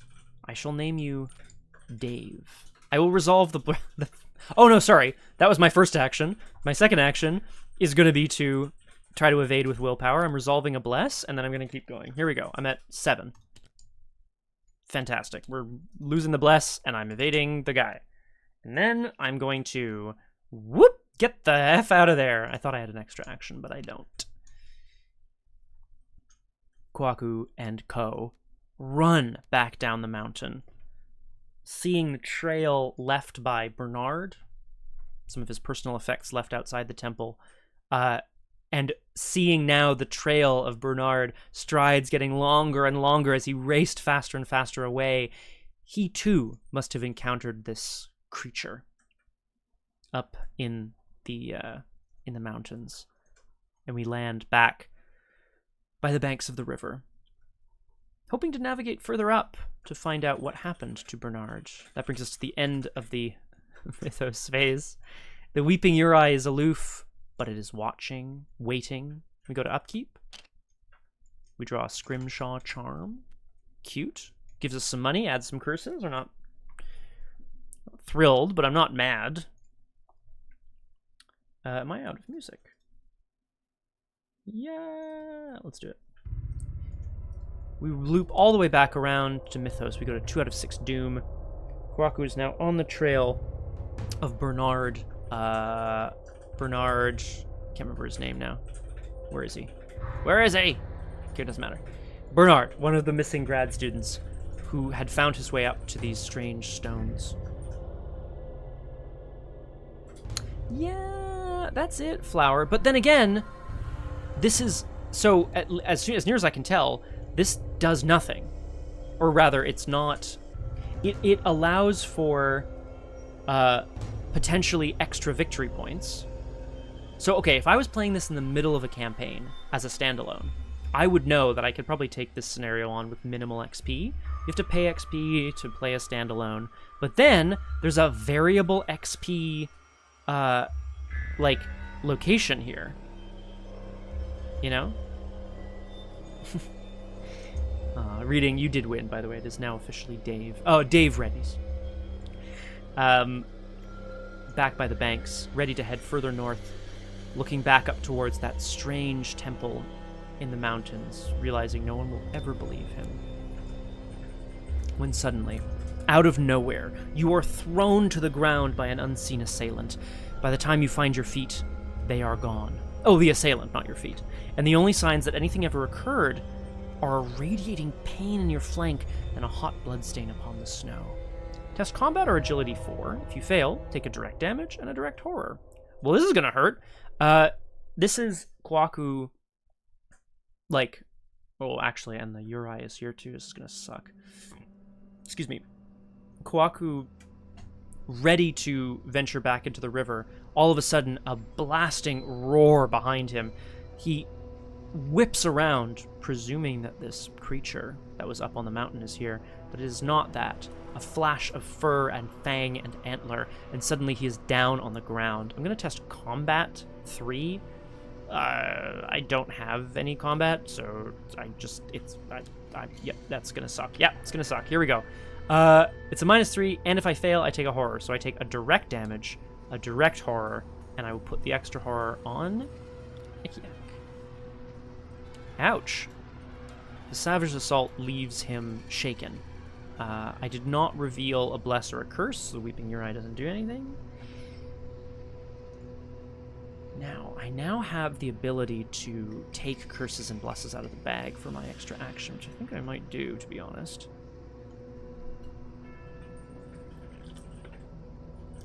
Might be worthwhile. And then I can try to use the bow to slam jam the Weeping Uri later. Let's do it. At the start of my turn, I'm going to remove 2 blesses and 2 curses from the bag to give me an extra action. Well, that's cute. I hope so, Flower. It's just a really tall guy who wears like a costume for hunting. Oh, Arkham Librarian, hello. Welcome to Doomed. Wonderful to have you with us. Pretty good so far. Arkham Librarian, this is Librarian. Get it together, Scott. Librarian. This is Return to the Wendigo, which I've never played. I think 29 XP was a bit of overkill.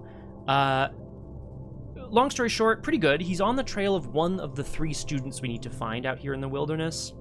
He took a little detour because he thought the students were at this temple to Ithaqua, the ancient one, and they weren't. He, in fact, found the shade of the ancient one instead. But anyway, he's been running away. It's fine. It's fine. The Uri is out to get him, but again, I think it's fine. I think it's fine. We have an extra action this turn, guys. Let's use it to navigate, and then maybe we'll Scrimshaw Charm and all that sort of thing. For money. Yeah, we might do that. Is that crazy? We'll see. Extra action. Navigate. So I get to move. I'm going to move 2 locations downriver because I want to get to this marker site, which is the only place that's open right now. I'm going to reveal it. It's 4 shrouds, 0 clues. It says, when you successfully investigate this location, instead of discovering clues, take a horror. Put the set-aside expedition sketches story asset into play under your control. That could be good. Could be good. But first, we need to test Combat 2, because our good friend, Binessi, the Reluctant Guide, is truly quite reluctant, in fact, to help us, even when the canoes overturn in the river. I'm testing 3 to 2. It's not worth committing anything. Yeah, it's not. Sometimes you get lucky in Arkham, guys. Nice job. All right, we are safe. Nadelman's Lost Notes seems like a great thing to do. Let's do that, and then maybe even... I know we don't have a ton of time, and we want to, like, you know, get to the marker site and stuff, but I wonder if maybe the notes will help us here. I'm going to investigate this location. I have 5 intellect. So where this gets tricky is I don't have much luck here boosting my ability, and there's a lot of bad stuff tokens in the bag. There's not a lot I can do about that. I'll just take the investigation. Yeah, that would do it. Oh, Arkham was just playing the opposite, the Midwinter Gala. Oh, it's not exactly the opposite, because it's winter. Oh, Arkham, librarian. I obviously haven't played it. I wasn't at Gen Con, and I don't have a copy of it.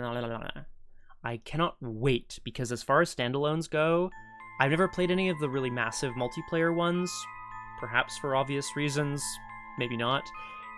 It looks like right up my alley. Non-spoiler review? Did you enjoy? Ursula and Finn, those slippery devils. Yes, Flower, that is correct. So maybe they wouldn't, maybe those people wouldn't find the wonderful, wonderful world of Dr. Nadelman's notes. I can use my last 2 actions to play a Scrimshaw Charm and then use it to add 3 curse tokens to the bag to gain 4 resources. Now the reason I'm doing that is so that then next turn I'll add a bless, and then I'll have enough to, again, get an extra action. Ooh, good! Okay, I love that there's lots of different ways to play, too. That's cool. Mistrich says the blob that ate everything was pretty fun. I'm shocked that it plays well solo, TBH, Mistrich, but I'm thrilled to hear it. I feel like I tried to look at a couple of the older standalones, like Labyrinths of Lunacy, and it just didn't... First of all, it didn't make sense at the time. I wasn't very good with Arkham at the time, but it was just like... Some of them are made for these big multiplayer events where you, like, machinations through time, right? Like, spoilers for the primary mechanic of the scenario. I haven't played it. My understanding is that there's 3 different boards operating at the same time, past, present, and future, which is, like, so bad, and you can, like, hand shit back and forth through time. That sounds so cool. But, for this setup, I mean, I think the story of it would be badass, but anyway, it's all good. Okay. The Scrimshaw Charm from Distant Shores. Let faith oust fact, let fancy oust memory. I look deep down and do believe. Kohaku stands on the banks of the river, looking towards the path that Bernard clearly took, towards this circle of strange stones, but he is drawn to this place instead. There is something here. He removes his strange charm, rubs it for luck. It's always brought him luck. Hopefully it won't fail him now. Go to the enemy phase where we allow the Weeping Uri to hunt towards us. Ah, but I can hopefully shoot it with the bow. And then we go to upkeep. Boop. Oh, a promise of power. Could be good. Could be very good. 3 Doom. I don't know if we're going to be able to find all of the students, but we'll do our best. Making camp again. Guys, what is happening? I've drawn this 3 times, and there is one in the discard pile. Okay, well, okay, I see why it's a trap. So now, I may heal a damage and a horror to make camp. I may then reveal the top card of the encounter deck. If it is an enemy, or a story asset, draw it. Otherwise, shuffle it back into the encounter deck.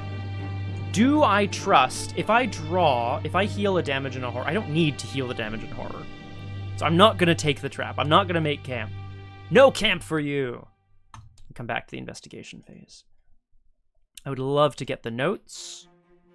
When my turn begins, I'm going to add a bless to the bag. I have a lot of money now, so I could use the word of command to go find spells. I don't remember what spells I have in the deck, to be honest. I'm looking at my deck list on the side right now. Ethereal form, read the signs. Spectral Razor. Voice of Ra for more money. We don't need it. Do I go and zip down and just grab a copy of Read the Signs? I could be very... The reason I'm thinking about that is that there is a 4 shroud location that I need 2 clues off of. I think I do. And then I'll come back for Dr. Nadelman's notes. Yeah. Let's move... I also wanted to shoot... No, it's fine, it's fine. I'm going to move into the marker site. As you consider the strange stones, you notice flocks of delicate blue butterflies swarming across their surface. Did Bernard find this place? I'm going to pay 2 to play Word of Command. Light for the saving of our eyes. Heat for the saving of our skin. A spark for the saving of our souls. Kohaku and Ikiak together begin to chant, looking for a way to read the signs that have been brought to them. And I'm going to do this last action. Investigate. Add your will to your skill value. If you succeed, discover an additional clue at your location. Let's do this, team. I have 10 skill value altogether. It's good enough. No frosty tokens, eh? No curses, no frosts. But we get both clues, which feels pretty nice. Because I need those to find the next fate. If there are no clues, read Interlead 2 on the set-aside Bernard's fate. Let's do that now. You eventually conclude that Bernard's clothes were torn from him as he fled multiple attackers, who may have even been human. Oh my god, I thought we were going to find the guy. Several fresh corpses in a clearing near the marker site seem to confirm your suspicion. Oh my god, including one that had been decapitated. I think so too, Mistrich. Good luck. No, I didn't say that out loud. I didn't say that. One of the corpses has been decapitated and is still wearing the last shreds of Bernard's clothes. Remember that you have discovered Bernard's fate. Oh god, flip this card over. I didn't know that there would be things on the other side. God damn it. The grotesque nature of the macabre scene, as well as the possibility that those responsible for Bernard's death may still be nearby, drive you from the area with all due haste. This is a treachery, 6 days a sacrifice? Peril? So you can't help me and I can't talk to you about it. Each investigator at marker site must test Will 4. If you fail, take a horror. If you fail by 2 or more, take 2 horror instead. Well, that sucks, but here we go. I'm testing 5 to 4. Boo! Yeah, yeah, yeah, yeah. I have a feeling so as well. Flower. Done. Kohaku takes a deep breath, holding his nose, investigates the site further. This is no random massacre. These people were driven here like lambs to the slaughter, cattle, whatever. This site, these standing stones, mark not just a place of memories, but a place of sacrifice. But who was being sacrificed to? That beast god in the mountains?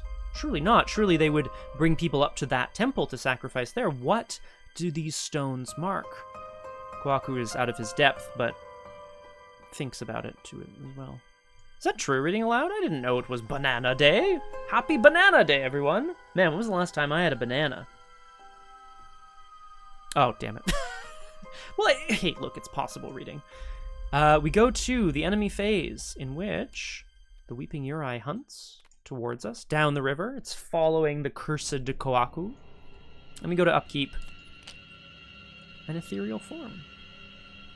Okay. Back around to mythos.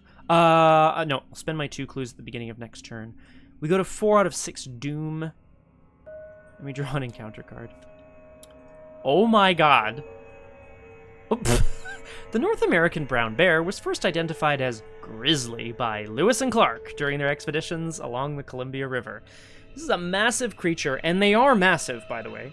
It spawns at the nearest uncharted location. That seems good, unless I am at a I'm at a goddamn uncharted location. This is so bad. You get +1 skill value while performing fight actions targeting grizzly bear if they are initiated from an ability on a firearm, ranged, or spell card. I absolutely should have gone and fetched Spectral Razor. This is a disaster. A 4/3/4. Guys, we boned. Oh man, oh god. Suddenly, another roaring sound, this one much closer, but much more familiar. Kohaku whirls around and sees a grizzly charging into their small encampment. Oh my god, he screams. Oh, yes, April 16th has gone by quite some months, I think, reading. Oh no, interestingly enough... Nice, Flower. Now, I haven't seen Winnie the Pooh, the horror movie, but I presume that's what this is about. Do I just... Blood and honey. I could ethereal form here. Add your will to your skill value if you succeed. Disengage. You are ethereal, you cannot attack or deal damage. But that would only put me at a 6, and this thing has agility 4. Oh, God. Oh, that is true, Flower, and it doesn't hunt. So I think I am going to do that, actually. Yeah, I think that's the game plan. Oh, God. The grizzly. Grizzly! It's coming! Okay, but first... No, sorry. First, we use our reaction to add a... Bless? Or do we just remove stuff from the bag? What are my actions this turn? Move, shoot the Yurei, go to Hanana. Oh, spend 2 clues to reveal another thing. Maybe try to get the sketches? Maybe? Let's take the extra action.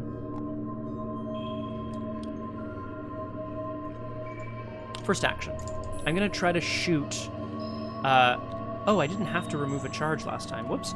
The charges only come off if you target a non-elite enemy at a connecting location to ignore aloof.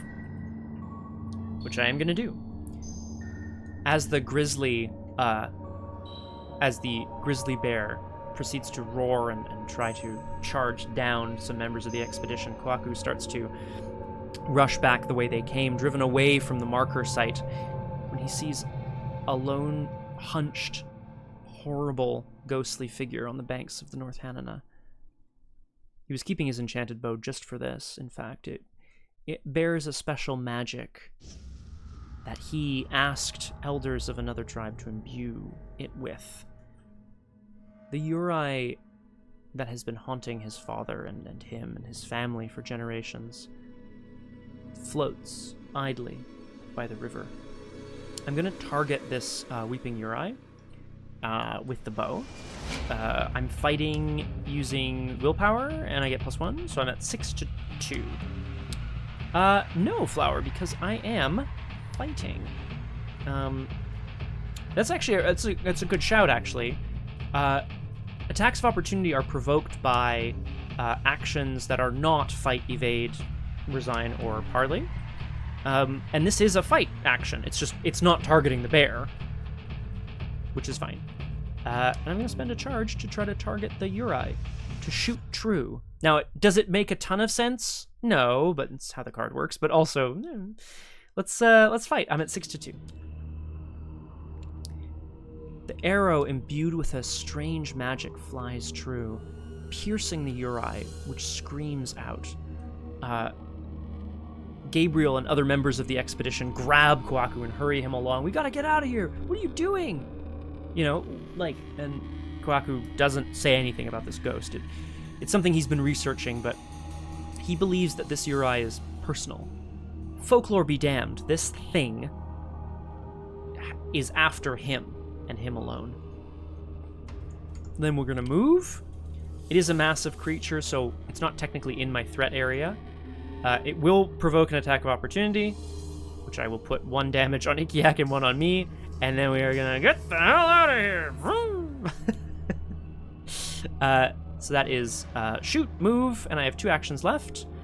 I think we're gonna try for the... Yeah, I'm gonna try to... Yeah, I'm trying to go for the North Hanana location. I'm gonna try to investigate this location to get the expedition sketches, hopefully. He can't shake the feeling that there's something as they rush back towards the river, hoping to get in their canoes in time before the grizzly pursues them. I'm investigating at 5-4. I'm gonna commit this promise of power, which doesn't feel great, but we're gonna try it, at 9-4. Okay, well, I'm glad I did, so we pass. Instead of discovering clues, I take a horror, and I put the set-aside expedition sketches into play under your control, which is in here, I'm sure. Let's have a look at these bad boys.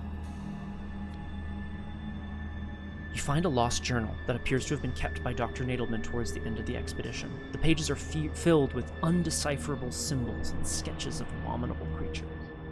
This is...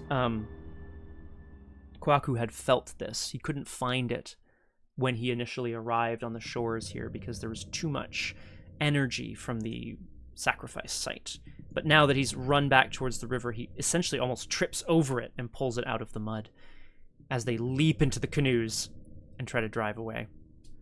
Drive in the, archaic sense. It's a tome, it's an occult tome, and it says, when you initiate a skill test while resolving an ability on a treachery, exhaust expedition sketches, you get +2 skill value. If you fail, remove it from the game. So basically, it will help you try to avoid the terrors of the North, but if it doesn't, then it falls apart in your hands. I'm going to spend 2 clues fast to spend 2 clues. I draw a random story card from the set-aside Fate deck and read Interlude 1. Finding the notes here confirms that something terrible... Well, sorry, Dr. Nadelman confirmed that something terrible had happened to Sylvia during the expedition, but was not explicit in either his notes or his testimony about the exact nature of the incident.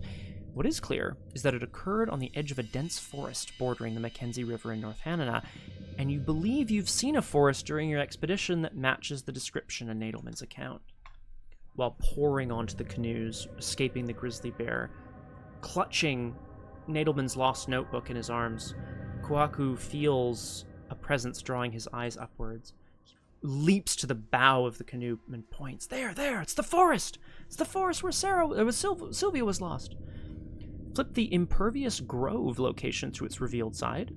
Set this card aside out of play until an effect printed on a scenario card instructs you to read Interlude 2. This is the Impervious Grove.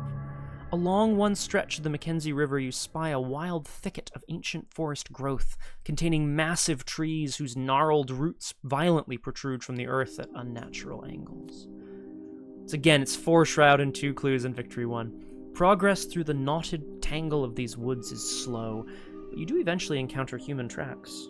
Maybe some of them were made by Sylvia? I'm gonna need another read the signs. I assumed that I wasn't gonna need too many 2 clue things. I'll move with my last action into the forest, the impervious grove. There is something about this place that is different. Not only is it much too far north to have this kind of growth, but the trees here are unlike any that Kohaku has ever seen. As said here, they grow at strange, almost impossible angles to each other, almost like they had been shaped for that purpose, but by no human hand, to be sure. Brings us to the end of the investigation phase. There are no hunters, so the grizzly bear and the shade of Ithaqua stay put. Oh, we need Alexandra Zorzi, the shroom whisperer. Now that's great emergent storytelling, by the way. She talks to the shrooms. She can, like, speak to any creature. She speaks to the shrooms. She understands, oh my god, the fungus is trying to take over. Her strange, like, creature from the man who ordered her to steal the relics for himself is in fact an alien from another dimension. Oh my god. Thank you very much. Reading Lurkro. A spectral razor, in case we need to fight anything in the forest, you see. We go to 5 out of 6 Doom. Getting a little tight, but hopefully we can get these clues and find out what happened to Sylvia as we draw an encounter card. Fuck me. Oh my god. Reading, enjoy. I am scared, guys. This is another grizzly bear that spawns at the nearest uncharted location. Fuck's sake, that's here!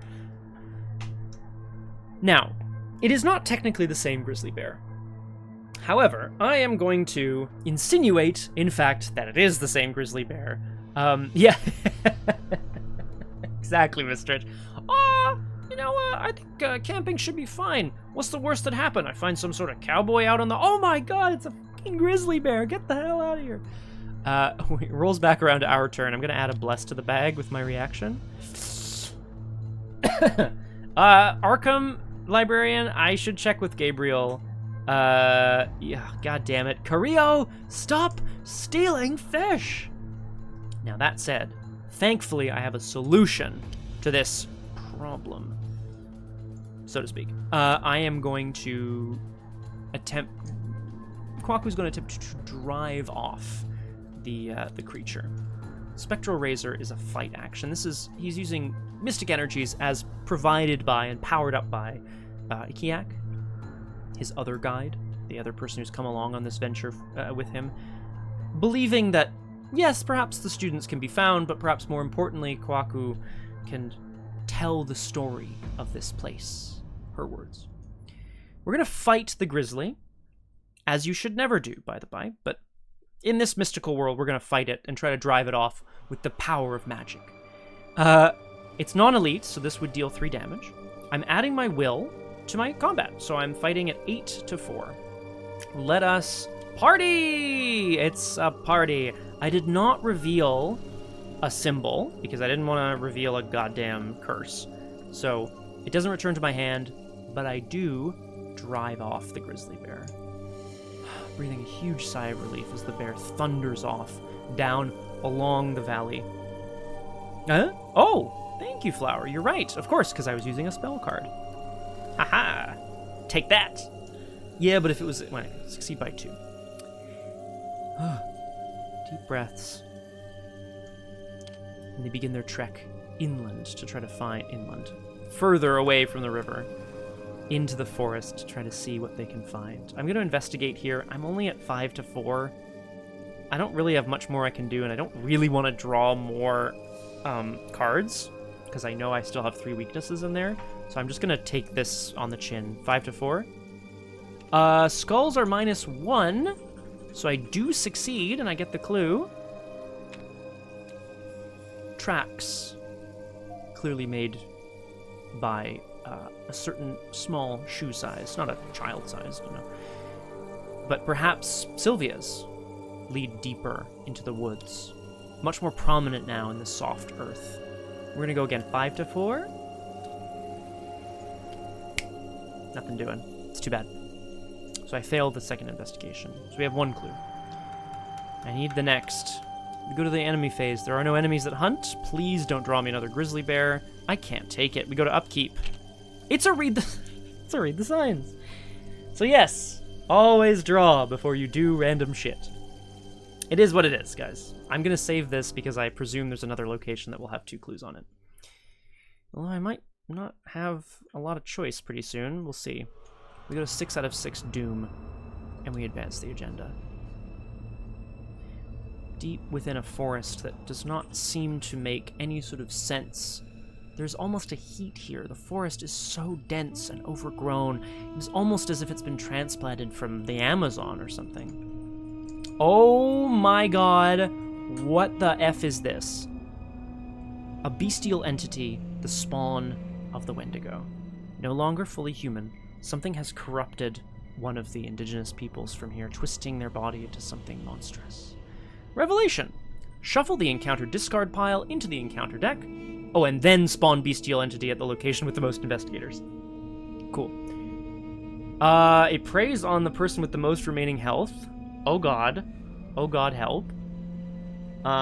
It has +2 health.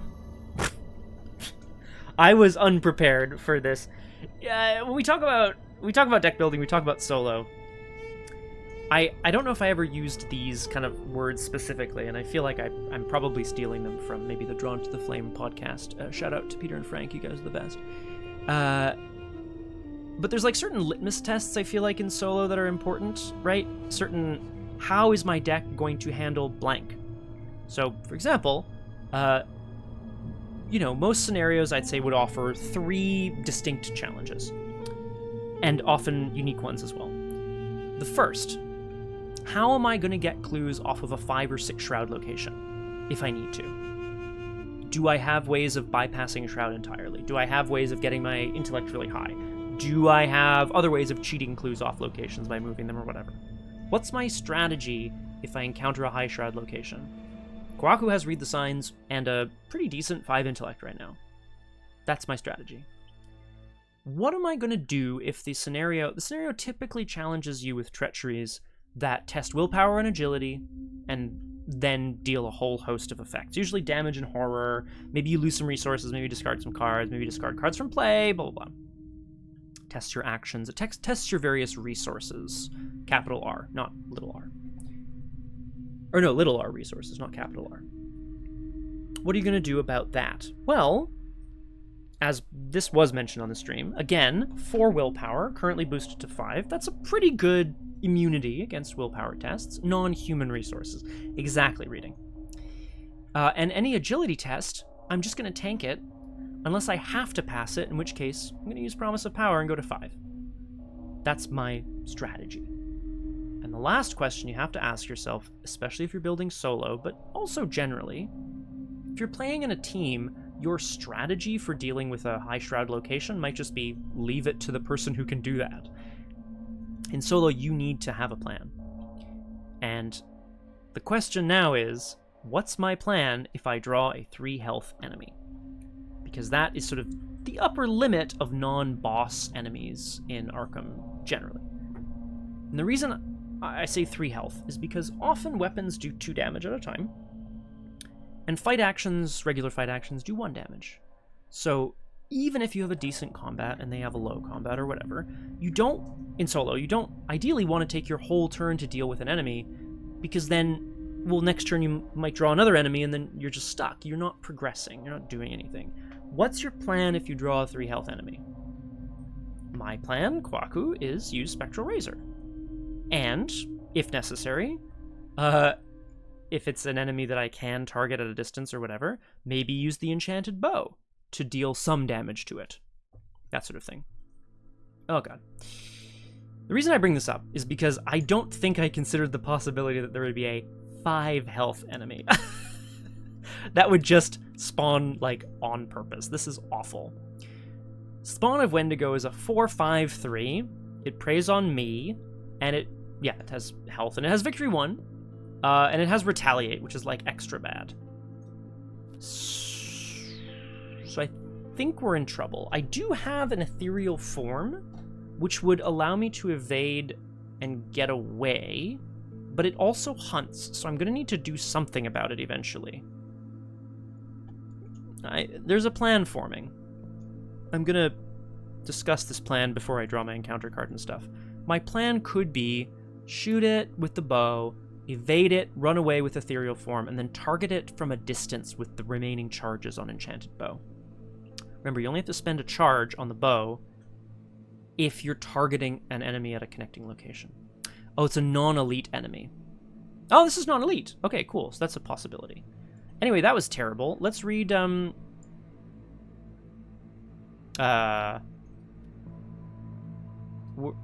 right, that was Agenda 2. Agenda 2 turned into an enemy. Absolutely horrific.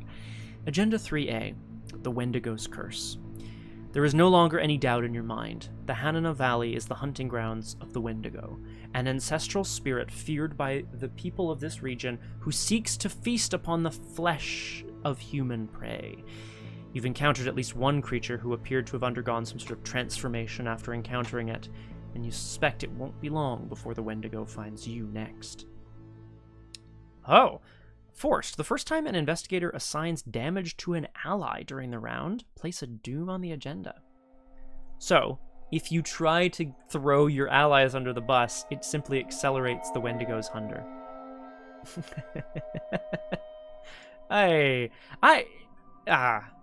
Yeah, Autumn. You're not wrong. It's also possibly not how it's pronounced. I should have looked it up, but I didn't. 8 doom this time. Now let's go ahead and draw my encounter card, which will hopefully... Nope, I'm not going to say it. I'm just going to draw an encounter card. Okay. Smothering Mists. So, with the horrible beast that bursts from within the tree comes another wave of mist that gives the location +2 shroud. That helps me here because I'm not going to be able to get this clue right now. So I'm just going to get the F out of here and maybe try to find a clue elsewhere, I guess? Needleman Sketches only applies for treacheries. Good lord, we're in so much trouble. My turn begins. I'm gonna add a bless to the bag, please. The plan is as follows. Shoot the bestial entity. Run from the bestial entity. Try to target and then run. And then try to target it from a connecting location. Just try to shoot it as best I can. This is scary, guys. I'm scared. The Grove... I mean, it is entirely possible Kohaku would reason, if he could even think right now, that this beast that he is seeing is in fact the twisted form of Sylvia herself. Action 1. Let's go ahead and shoot this thing with the bow. I have 6 fight against the 4 of the beast. Let's do it. Shoot! Hey! You love to see it. As the creature squeals and screeches, Kohaku manages to fire an arrow from his bow one more time, clearly imbued with some sort of magic, and the creature screams in agony and stumbles backwards. It has retaliate as well. I'm seeing that now. I mean, I could just punch it and, like, tank a hit. No, it does 2 damage in a horror. We're going to use ethereal form. What a panic move. I'm going to attempt to evade this creature. I have 6, 1 agility plus 5 willpower, and I'm going to get the F out of here, hopefully. Yep, good. Okay. Firing the arrow directly... Oh, sorry. Oh, that's actually really crappy. Oh, no, it's okay, I think. Right, sorry. So ethereal form says, if you succeed, disengage from each other enemy engaged with you. For the remainder of the round... Oh, yes, you are ethereal. Enemies cannot engage or be engaged. You cannot attack or deal damage to enemies. It does exhaust this guy. It would only disengage me from any other enemies. And I think I'm going to GTFO, so that I have a little bit of breathing room from it, just in case. Kohaku, that arrow that he fires directly into the beast's torso, it rips the arrow out and screeches again, birds flying off from each corner of this strange forest. Kohaku whips open his book of living myths and begins to chant an incantation. And suddenly, the beast begins to fade from view. He commands his party to head back to the river, away from the creature, where they can maybe regroup and try to figure out what's going on.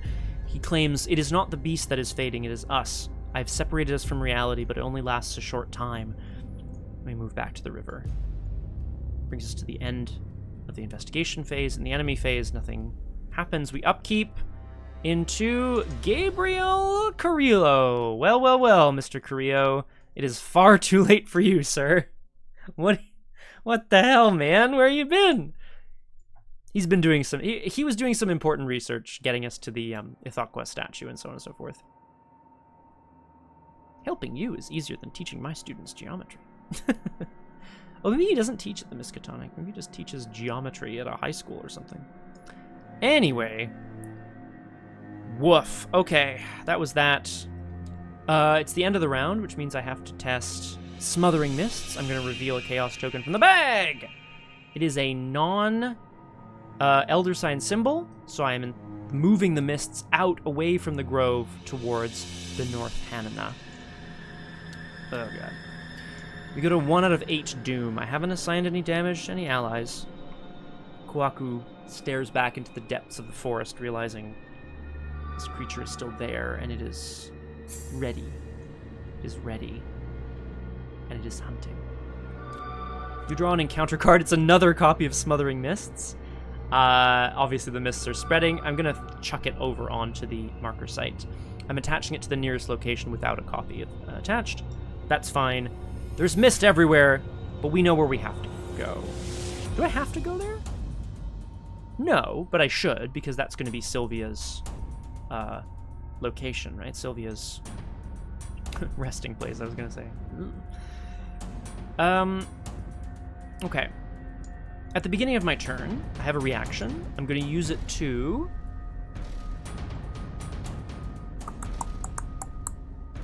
I haven't fired Paradoxical Covenant once, and I've barely seen any Frost tokens. This is wacky tobacky.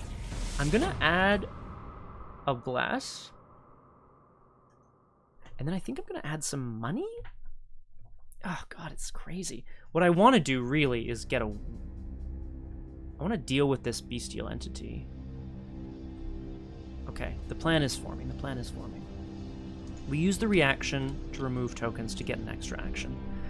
Flower of August is correct, of course. The act says if you have discovered the fates of Bernard, Norman, and Sylvia, you may advance. But there's also a resign down here on the river jetty because, you know, sometimes you can't. You just don't know. Okay. Let's draw a card. Oh, shit, prophetic. Oh, sheesh. Prophetic. Replenish these resources at the start of each round. They may be spent to pay for fortune, spell, or spirit cards, and you can also use the resources to boost your skill value on fortune, spell, or spirit cards. Well, well, well. I like it. I'm going to use... Do I want to use Scrimshaw Charm? Or do I want to just gain a resource? I'm thinking I'm going to gain a resource to play Prophetic. I'm going to use Prophetic. And then I'm going to use it to shoot... No, I need to move away from the bestial thing. So, in fact...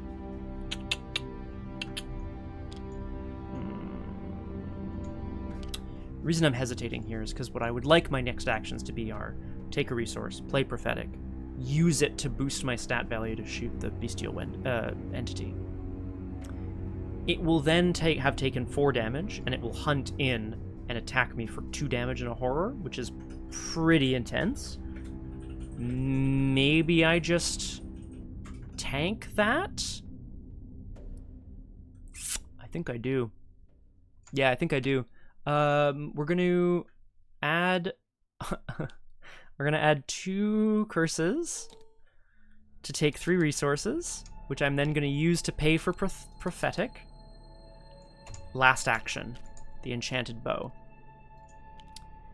Kohaku is no seer, but every so often his study of folklore has led him to understand many things about how what people believe from the world arranges the way that the world works. He is not a seer, but he can indeed prophesy the use of the stars here. I'm going to shoot with the bow. I'm at 6 to 4. I'm going to spend both resources off prophetic. And I think they actually come back, so I think I'm just going to do that. To go to 8. 8 to 4. A curse. I cannot resolve any more curse. I don't want to resolve another curse, so I'm going to... Oh, God. Kohaku, why'd you add curses? Okay, we pass. We remove the curse. Okay. Despite a horrible churning in his stomach, which tells him that there is more damage to come, he looses an arrow into the woods, guided only by a vague sense of prophecy, and is rewarded with the screams of the damned. The creature bursts once more from the woods, blood dripping from its maw, spines erupting from its back, from its spine. That's the end of my turn, which means we move to the enemy phase, during which the bestial entity hunts in and attacks me for 2 damage and a horror. I'm not putting the damage and horror on Ikiak, both because I want the boost, and also because it would add doom. Even though that might be kind of smart, because now I'm well within scary damage range, but it's okay. It's fine. Does it do anything else? No. It's here and it's ready to eat my face, but I have to try to kill it. We go to upkeep. It readies. I ready. I get promise of power. Okay. Okay. We go to 2 doom out of 8. The creature rushes across the river, slashing at the expedition crew. They scream and scatter as Kohaku is driven to the ground by the creature's jaws snapping at his neck. He reaches desperately for the bow. Oh, you have inadvertently intruded upon an ancestral burial ground. Oh, okay. The local tribe makes their displeasure known in no uncertain terms. This is actually really bad. So this is what I was talking about just a few minutes ago. Test agility 4. Increase the difficulty of this test by 1 if you have angered the First Nations peoples, which I have. Now it does say if you fail, take a damage. It doesn't say take 1 damage for each point you fail by. That was what was going to be scary. If I assign damage to an ally, I will both lose my boost and I will put it at a doom, so I don't want to fail this. I'm gonna... Oh boy. Yeah, I'm gonna exhaust Nadelman's notes for +2, and I'm gonna commit this promise of power for a +4. Let's pass a goddamn agility test, I guess. We're at 7 to 5. That is a pass, my friends.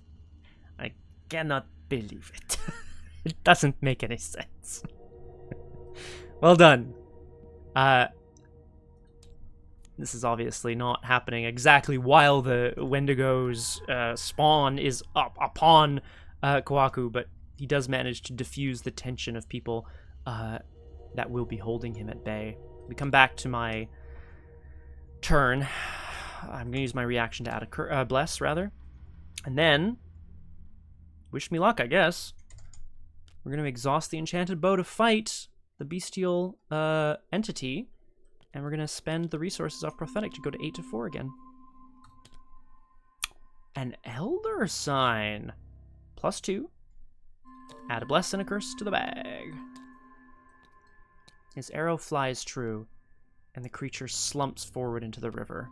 Blood pouring out of it, pooling in the shallows. Upon much closer inspection, now that it is no longer in the woods, now that it is in the bright light of day, Kohaku is horrified to not notice, but to see that this creature is hardly a beast. It really does look much more like a person. That was my fight action. I'm going to move into the Impervious Grove, and I think we're just gonna try to investigate. Oh, thank you. Ah, flower, I did, yes. And actually, that does matter. Kind of. Yeah. I'm gonna test the first Smothering Mists test. I'm gonna reveal a non-symbol token, so it discards, and I'm gonna test the next one, which also discards. But thank you, that does make a difference to me. The mists disappear as the creature slumps into the water. Yeah, there you go. Or as it races out of the forest, the mists dissipate. Now, I could take some resources and then play Gabriel next turn, but I'll go to 4 in upkeep anyway, and then I can play Gabriel next turn. So we'll see. Is Kohaku comfortable with the prospects of some supernatural elements potentially remaining unknown, even once his investigation has concluded? Or is he intent on uncovering everything, leaving no stone unturned? Autumn, a fantastic question. In Arkham, there are 5 kind of classes that broadly represent, I don't know, archetypes of investigators. Reasons that they might be doing what they're doing.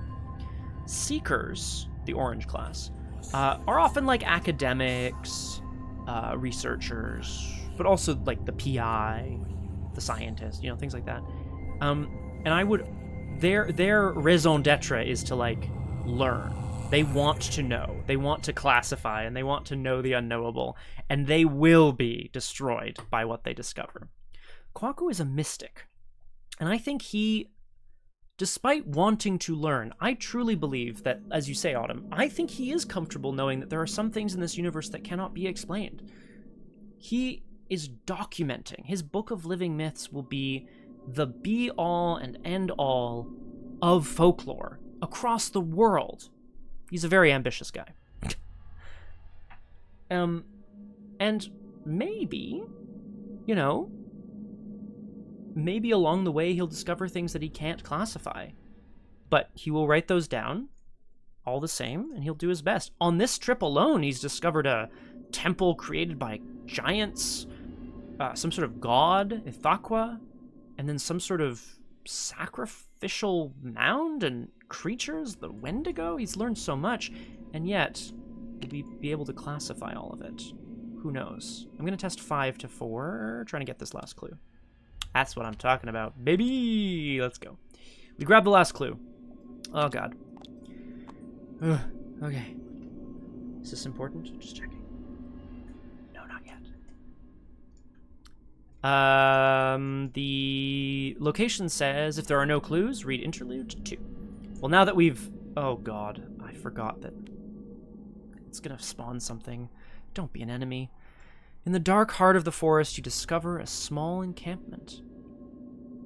The indigenous peoples scatter when you approach, with the exception of a tall, fair-skinned woman draped in tattered robes who does not seem to be at all unnerved by your presence. You recognize Sylvia from the photograph her family has shown you back in Arkham and attempt to communicate with her, but she doesn't acknowledge you, until you hear a sinister voice echoing deep inside your head and cursing you in an ancient, undecipherable tongue. Uh-oh, the hairs on the back of your neck begin to stand on end as you feel a dark presence surging within Sylvia. Fair scared she were, Your Honor. You have discovered Sylvia's fate. Flip this card over. Before I flip this card over, I just want to say it's been good knowing you all. Kohaku would like to salute you all. Oh my god, this is terrifying. Sylvia, thank you, Autumn. I appreciate that. Good. The creature that was captured by the Wendigo, Kohaku assumed wrongly that it was, in fact, Sylvia's mangled, changed corpse. Here she is, in the grove. Something has happened to her. Yep, I knew it. Yep. Oh, Sylvia Davidson, the thrall of wild magics. No blood pumps within Sylvia's veins now. Oh god, she is merely the flesh puppet of some unseen force lurking in the forest. No thanks, I hate it. She's an elite possessed witch. She's Hunter 1, but she is aloof, so she just sits here. Oh. Me too, Mistridge. I was a little concerned because, not concerned, but this looks very AI generated to me personally, and I mean, we do not need to get into this discussion or debate or whatever you want to call it at this point. But like, that to me, I'm like, oh man, it's too bad that the people, like, of course the people making this set aren't necessarily going to be character artists or whatever, yeah? Yeah, exactly. Oh, I didn't even see that. Yeah, that would do it. But this is from Rodrigo Ramos, so like, who's that? Where did this come from? Fucking sick, man. Okay, Sylvia Davidson has 2 health, so +1 health. Cannot be damaged or evaded except by effects printed on this card or spell cards. You can fight or evade using your willpower, which is pretty nice. Forced, when the enemy phase begins, which is right now, if she's unengaged, she deals 2 horror to the investigator at her location with the least remaining sanity. Well, that's me. Oof. She's aloof, though, so I think we're just gonna fucking run. Maybe I'll shoot her with the bow from the distance. Does she have victory? Yeah, if this were a campaign, I'd be trying to rack up them points. We go to upkeep? Oh, it's Gabriel Carrillo again. Hello. Oh, God. Guys, help. Help. We go to 3 Doom. Kohaku's like, oh God, this is not what I thought at all. I thought the Wendigo had like sort of turned her into some sort of beast, and instead she's been possessed by horrible magics. The 2 Gabriels, yeah. No, I'm the real Gabriel. Wouldn't you recognize the real Gabriel, don't you, Kohaku? We go to 3 out of 8 Doom. We draw an encounter card. It's a... Oh, please tell me this isn't... Okay, it isn't. This is an aloof... Yeah, I'm with you, Flower. Okay. They're coming back to try to kill me again. They spawn at the nearest native location. I'm using that word. Which I think is all the way back. Port River. Yep. So they spawn here.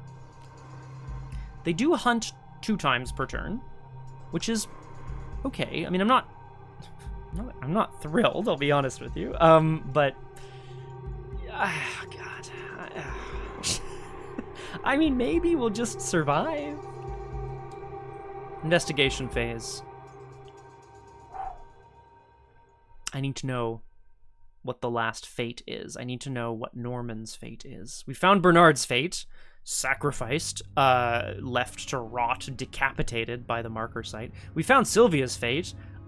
Possessed by magics in the jungle or something. I don't know what the hell is going on. She is aloof. So I think as long as I get away, let's see what the last thing is. Spend 2 clues. Norman's fate. You have encountered a small tribe of peoples in the valley that are interested in trading supplies with you. Right. When you mention the missing students, they mention a neighboring tribe recently rescued an outsider who was lost in the wilderness, and their description of the man matches what you know of Norman Faulkner. They agree to help you locate this neighboring tribe settlement, which happens to be in a treacherous swampland nearby. Cool. Flip the fetid quagmire. Giggity giggity. One of the Mackenzie River's tributaries empties into a stretch of noxious, foggy marshland. Even the flora here seems to have chosen death. 3 Shroud. Mwah. 2 clues. Oh no, you're right, Flower. Damn it. Oh, I wanted to use my bow. I wanted to shoot her with the goddamn bow. I could just punch her with willpower. Let's not do that. It's fine. It's easy to imagine how Norman might have gotten lost in this labyrinthine bog, but if a certain tribe offered him shelter, maybe he's still alive. Graspy Loot, welcome back. Hello and welcome to Doomed. Wonderful to have you with us. Okay. We're doing, I would say, pretty well. We are down to 2 health and 3 sanity remaining. I think so, Flower. I'm going to check in a second. We managed to play out some stuff, Graspy Loot. I will say the cornerstone of the deck, IMO, is Gabriel Carrillo, and he's still in hand.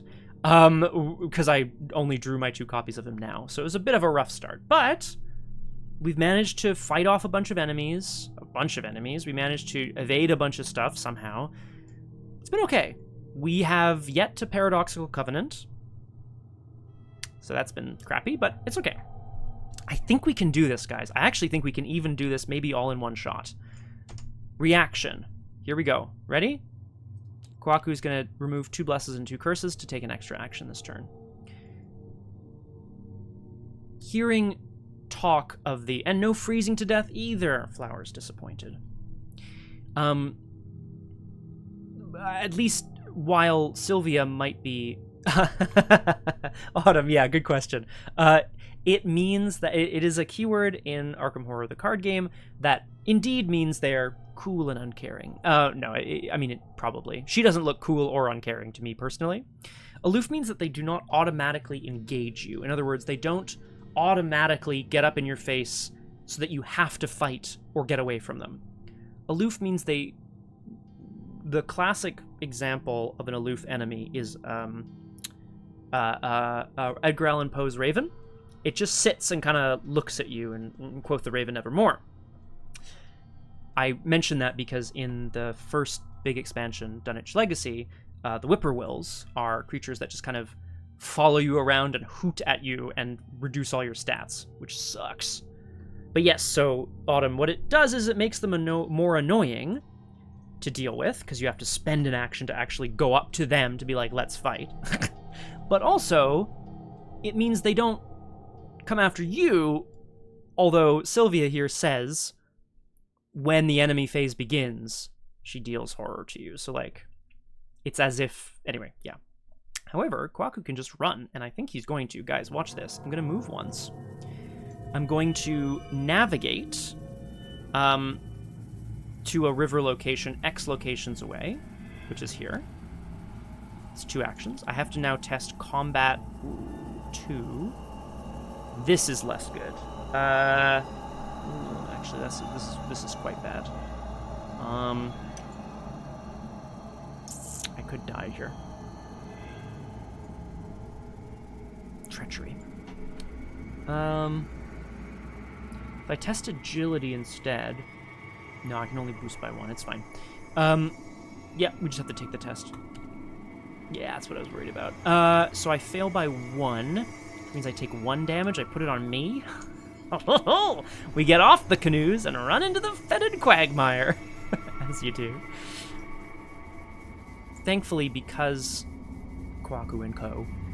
Managed to speak to at least some of the indigenous peoples who live in this strange magical grove before they met and confronted the horrible magicked Sylvia,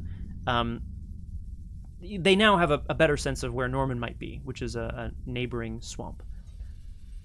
My last action is going to be to try to get both of these clues at once using Read the Signs. Read the Signs tests at... I'm going to use the resources on Prophetic to pay for it. I am investigating at 10, because I am adding my willpower to my intellect. 10 to 3. Cultist, which is -2. I get both clues. That's the turn. If there are no clues, read Interlude 2. We basically ran in, read the signs. Ihiak guided us basically. Yeah, you're right, eh? And I've been doing that basically every time. But I think we're okay in the sense, Flower. I'm pretty sure it hasn't made a big difference. I will Hunter's Hunt first. 1, 2, 1. Because I'm pretty sure I never used a free trigger to... I don't think I ever spawned anything that then allowed me to get away from enemies or whatever. But you do make a good point, and I appreciate that. Thank you. So, we venture in. The tribe is not only sheltering Norman, they've practically adopted him. When you find him, Norman is dressed in various indigenous garments, as though he was one of their ancestral shamans. He doesn't seem to care about your expedition, but agrees to travel with you in order to spread the truth that he has learned during his time in North Hanana to a wider audience. Uh-oh, the Wendigo is coming, and will soon use its icy power to cleanse this world of all misery and suffering. I think Ithaqua is the Wendigo, guys. His unhinged ranting unnerves you, but maybe you can still talk some sense into him. Remember that you have discovered Norman's fate, and that Norman is still alive. Then flip this card over. Oh god, what the hell is this? Oh, it's Norman Faulkner, the wild, mad prophet. Put him into play under any control of any investigator. Forced. When the enemy phase begins, place a doom. Parley. Test intellect 4. If you succeed, place him in the victory display. Otherwise, place a doom on him. Forced. When he's defeated, remove him from the game. Forget that he's still alive and remember that he perished. Oh, at the I forgot about this. At the very beginning of the game, I took one copy of each person's fate. So presumably they each have a alive and dead fate. I can't believe I got 2 deads and then alive, and his alive is that he's mad. Now, it is technically the... No, it is... I advanced... Wait. Hang on a second. The free trigger... Yeah, so I did this in the enemy phase. Oh, there you go. Okay. Yeah, and I'm still in that window, so I'm going to go ahead and go to the act. If you have discovered the fates of Bernard, Norman, and Sylvia, you may advance. Oh god, there's another act. I think I'm in big trouble. The truth is out there. You've managed to successfully discover what became of the 3 missing students, but a part of you wishes you hadn't. What you've seen in North Hanana has shocked you at every turn, and you suspect it will be difficult to convince anyone of the accuracy of your claims when you return, even with the evidence you've managed to gather. Hopefully Norman will come with us, and he'll do some talking. Hopefully. But now you know for certain that Dr. Nadelman was telling the truth about what happened to the expedition during his trial, and if he wasn't lying about his students, his other more concerning statements may also be true. Remember that you have discovered the fates of Dr. Nadelman's students. Act 3A. You believe you now have all the evidence you need in order to exonerate Dr. Nadelman and help overturn his conviction on appeal, but you can't stop thinking about his testimony regarding a cursed gold mine, an ancient temple hidden within the mountains. If you were able to confirm these findings, you might be able to make a name for yourself, or even turn this expedition into a more profitable business venture. The act is suggesting I continue to investigate, because if I find the temple, I gain some victory points, and if I find the gold mine, I get some money. Kohaku's not here for that. Kohaku has rescued as many students as he could find, 1 out of 3, and has more than enough proof of the existence, for him anyway, more than enough proof of the existence of the Wendigo, and enough dialogue with various indigenous groups, that he feels that he's in pretty good stead here. The objective is if each undefeated investigator has resigned, advance. So I think we're basically there. I'm going to go to the upkeep phase. Uh-oh. The Vow of Dristic. Do I want to take a horror or shuffle this back in?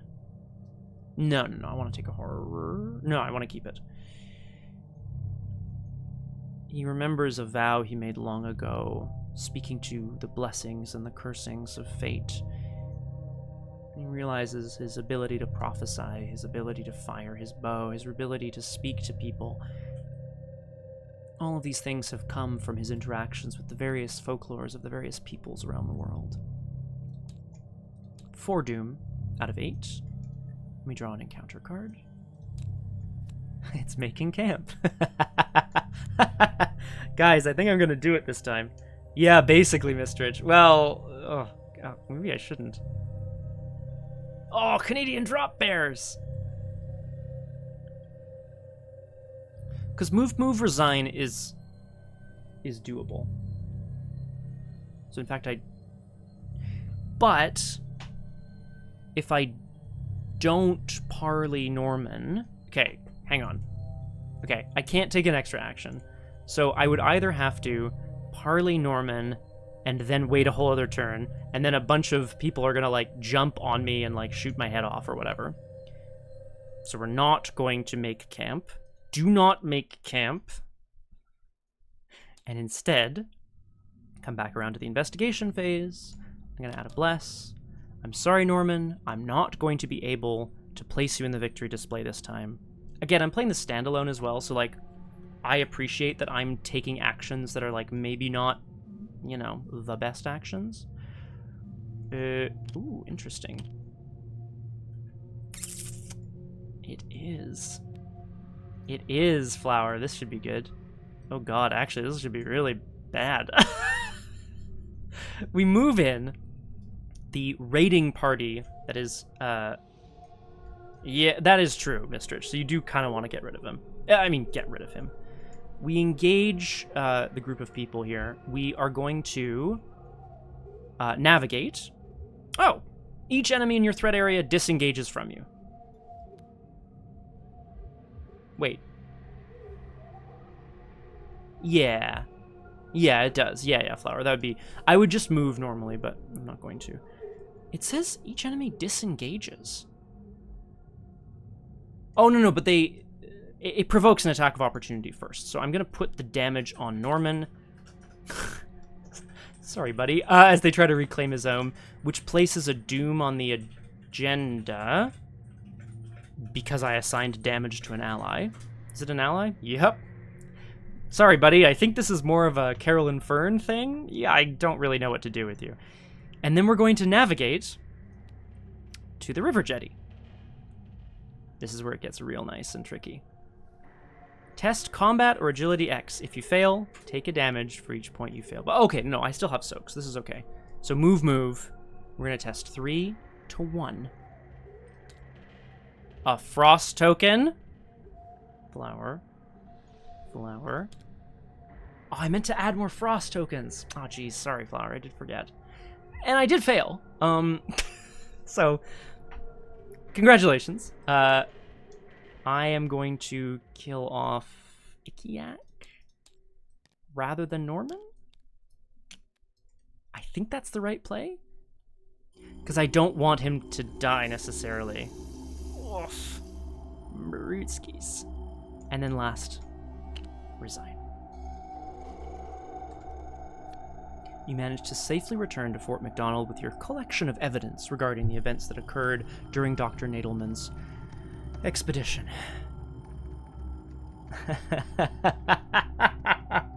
Oh, thanks, Kragged. You've watched me stream some Overwatch. That is the FPS I am best at, and I am not very good, so in fact, no. After receiving a bill of clean health from the physician stationed at the forest, you are questioned by the chief constable about your findings. Remember that you've gathered enough evidence to prove Dr. Nadelman's innocence, and we go to R2. Oh, interesting. This is in the campaign guide. Resolution 2. The constable listens to your story with rapt attention, amazed by the amount of material evidence you were able to collect. He thanks you for your contribution and assures you the Royal Canadian Mounted Police will reopen their investigation immediately to verify your findings. Confident the proper authorities will handle things from here, you begin your journey home. When you return to Arkham, you share what you were able to learn with the students' families. They thank you for finally providing them with the answers they sought, but many are shocked to the core by what you had to say. Yeah. Oh, Norman? No, Norman's... Well, it took a mental toll on him. Oh, Sylvia? Yeah, it took a mental toll on her, too. Yeah, Bernard got decapitated. You feel a strong sense of pride for having accomplished your goal of providing the grieving families with the answers they sought. Eesh. Though it is still a difficult time for them, and some truths are simply too terrible to bear. Still, ever since you left the valley, you have found your sleep disturbed by nightmares related to everything you saw in North Hanana. Each investigator may heal a mental trauma. Wow. If the Wendigo was in play when the scenario ended. I wonder how that happens. Record that it still roams the valley. Okay. Creepy. Each investigator earns experience equal to Victory X and 2 additional experience, as I will just quickly check. I think there's 4 total. 3 XP locations, 1 from the bestial entity, and none from Norman, because I didn't add him to the victory display. So 4 plus 2, so I would earn 6, which is good, I would say. Proceed to Epilogue 1. Do not read this section if all the investigators were insane or killed. Once you have read or skipped each box, proceed to Epilogue 2. If Charlie Foxtail, if you save the Prospector, if you struck gold.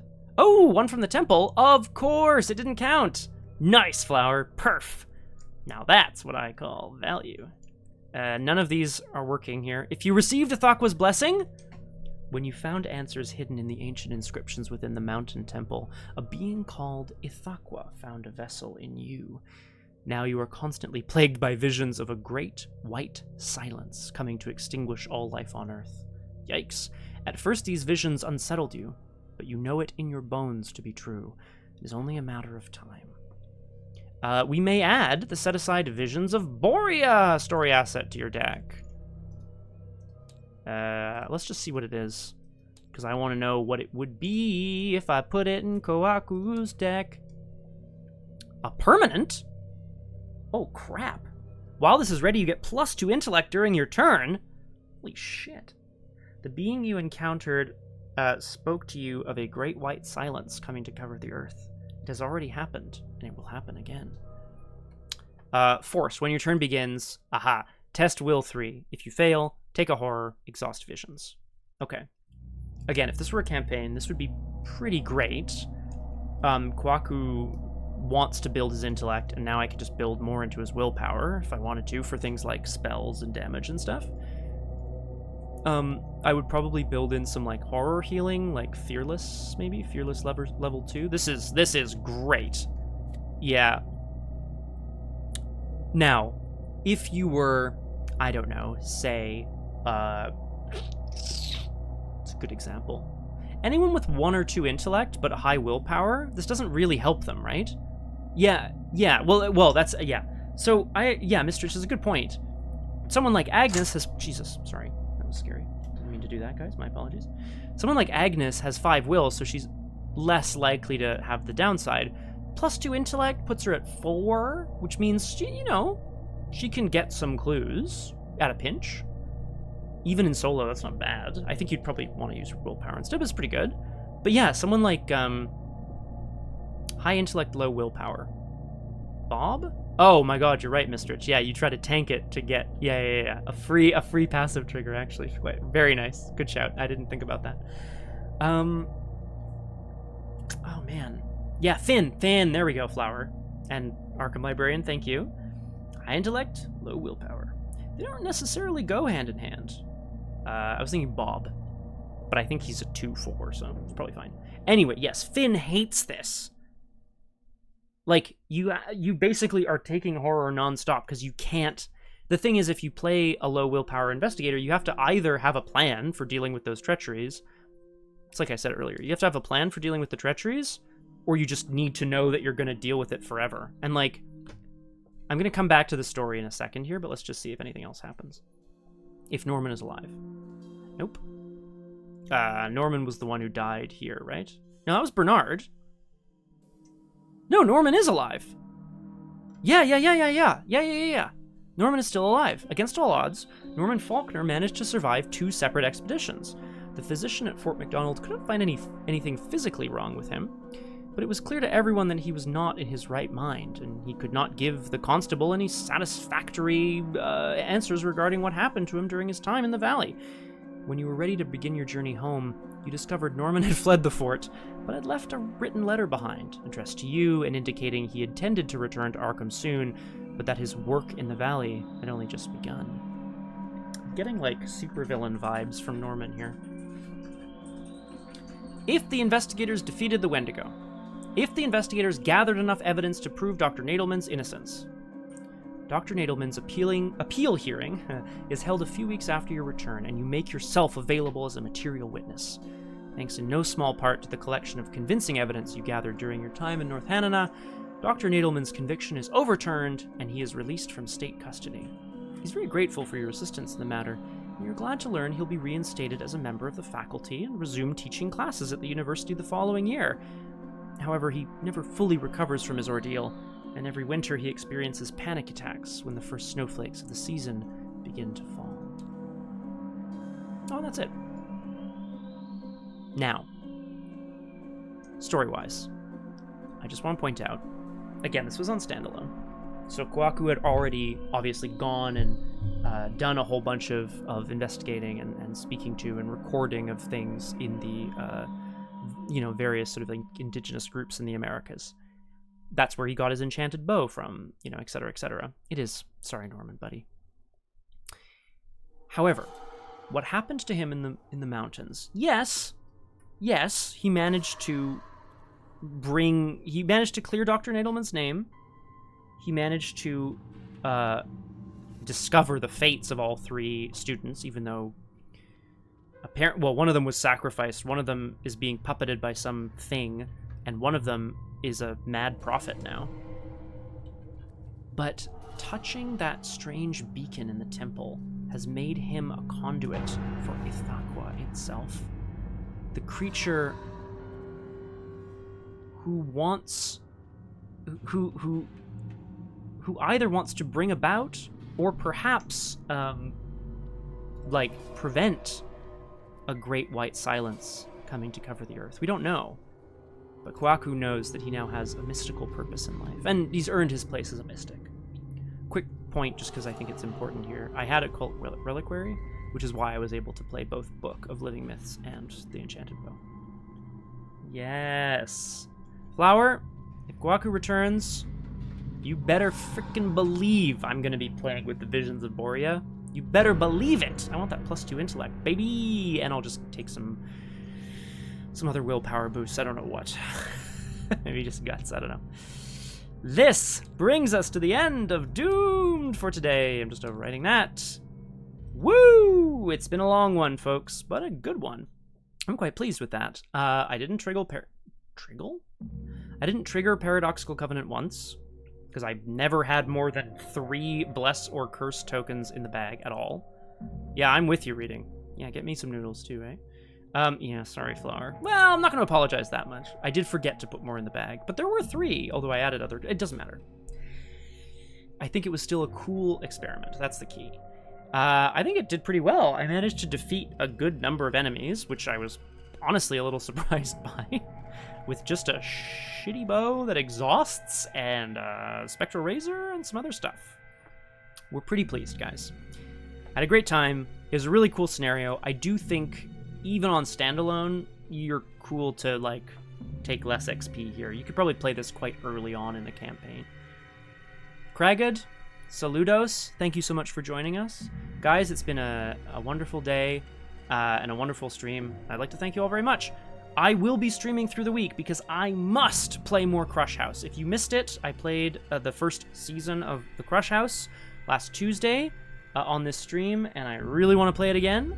But I will most likely not be home in time on Tuesday, and I'll be exhausted because I have some work. But I hope to play throughout the week, so stay tuned to the Discord for that. No Montreal by Moonlight tomorrow, so get some rest or do whatever it is you do if you don't come by our streams.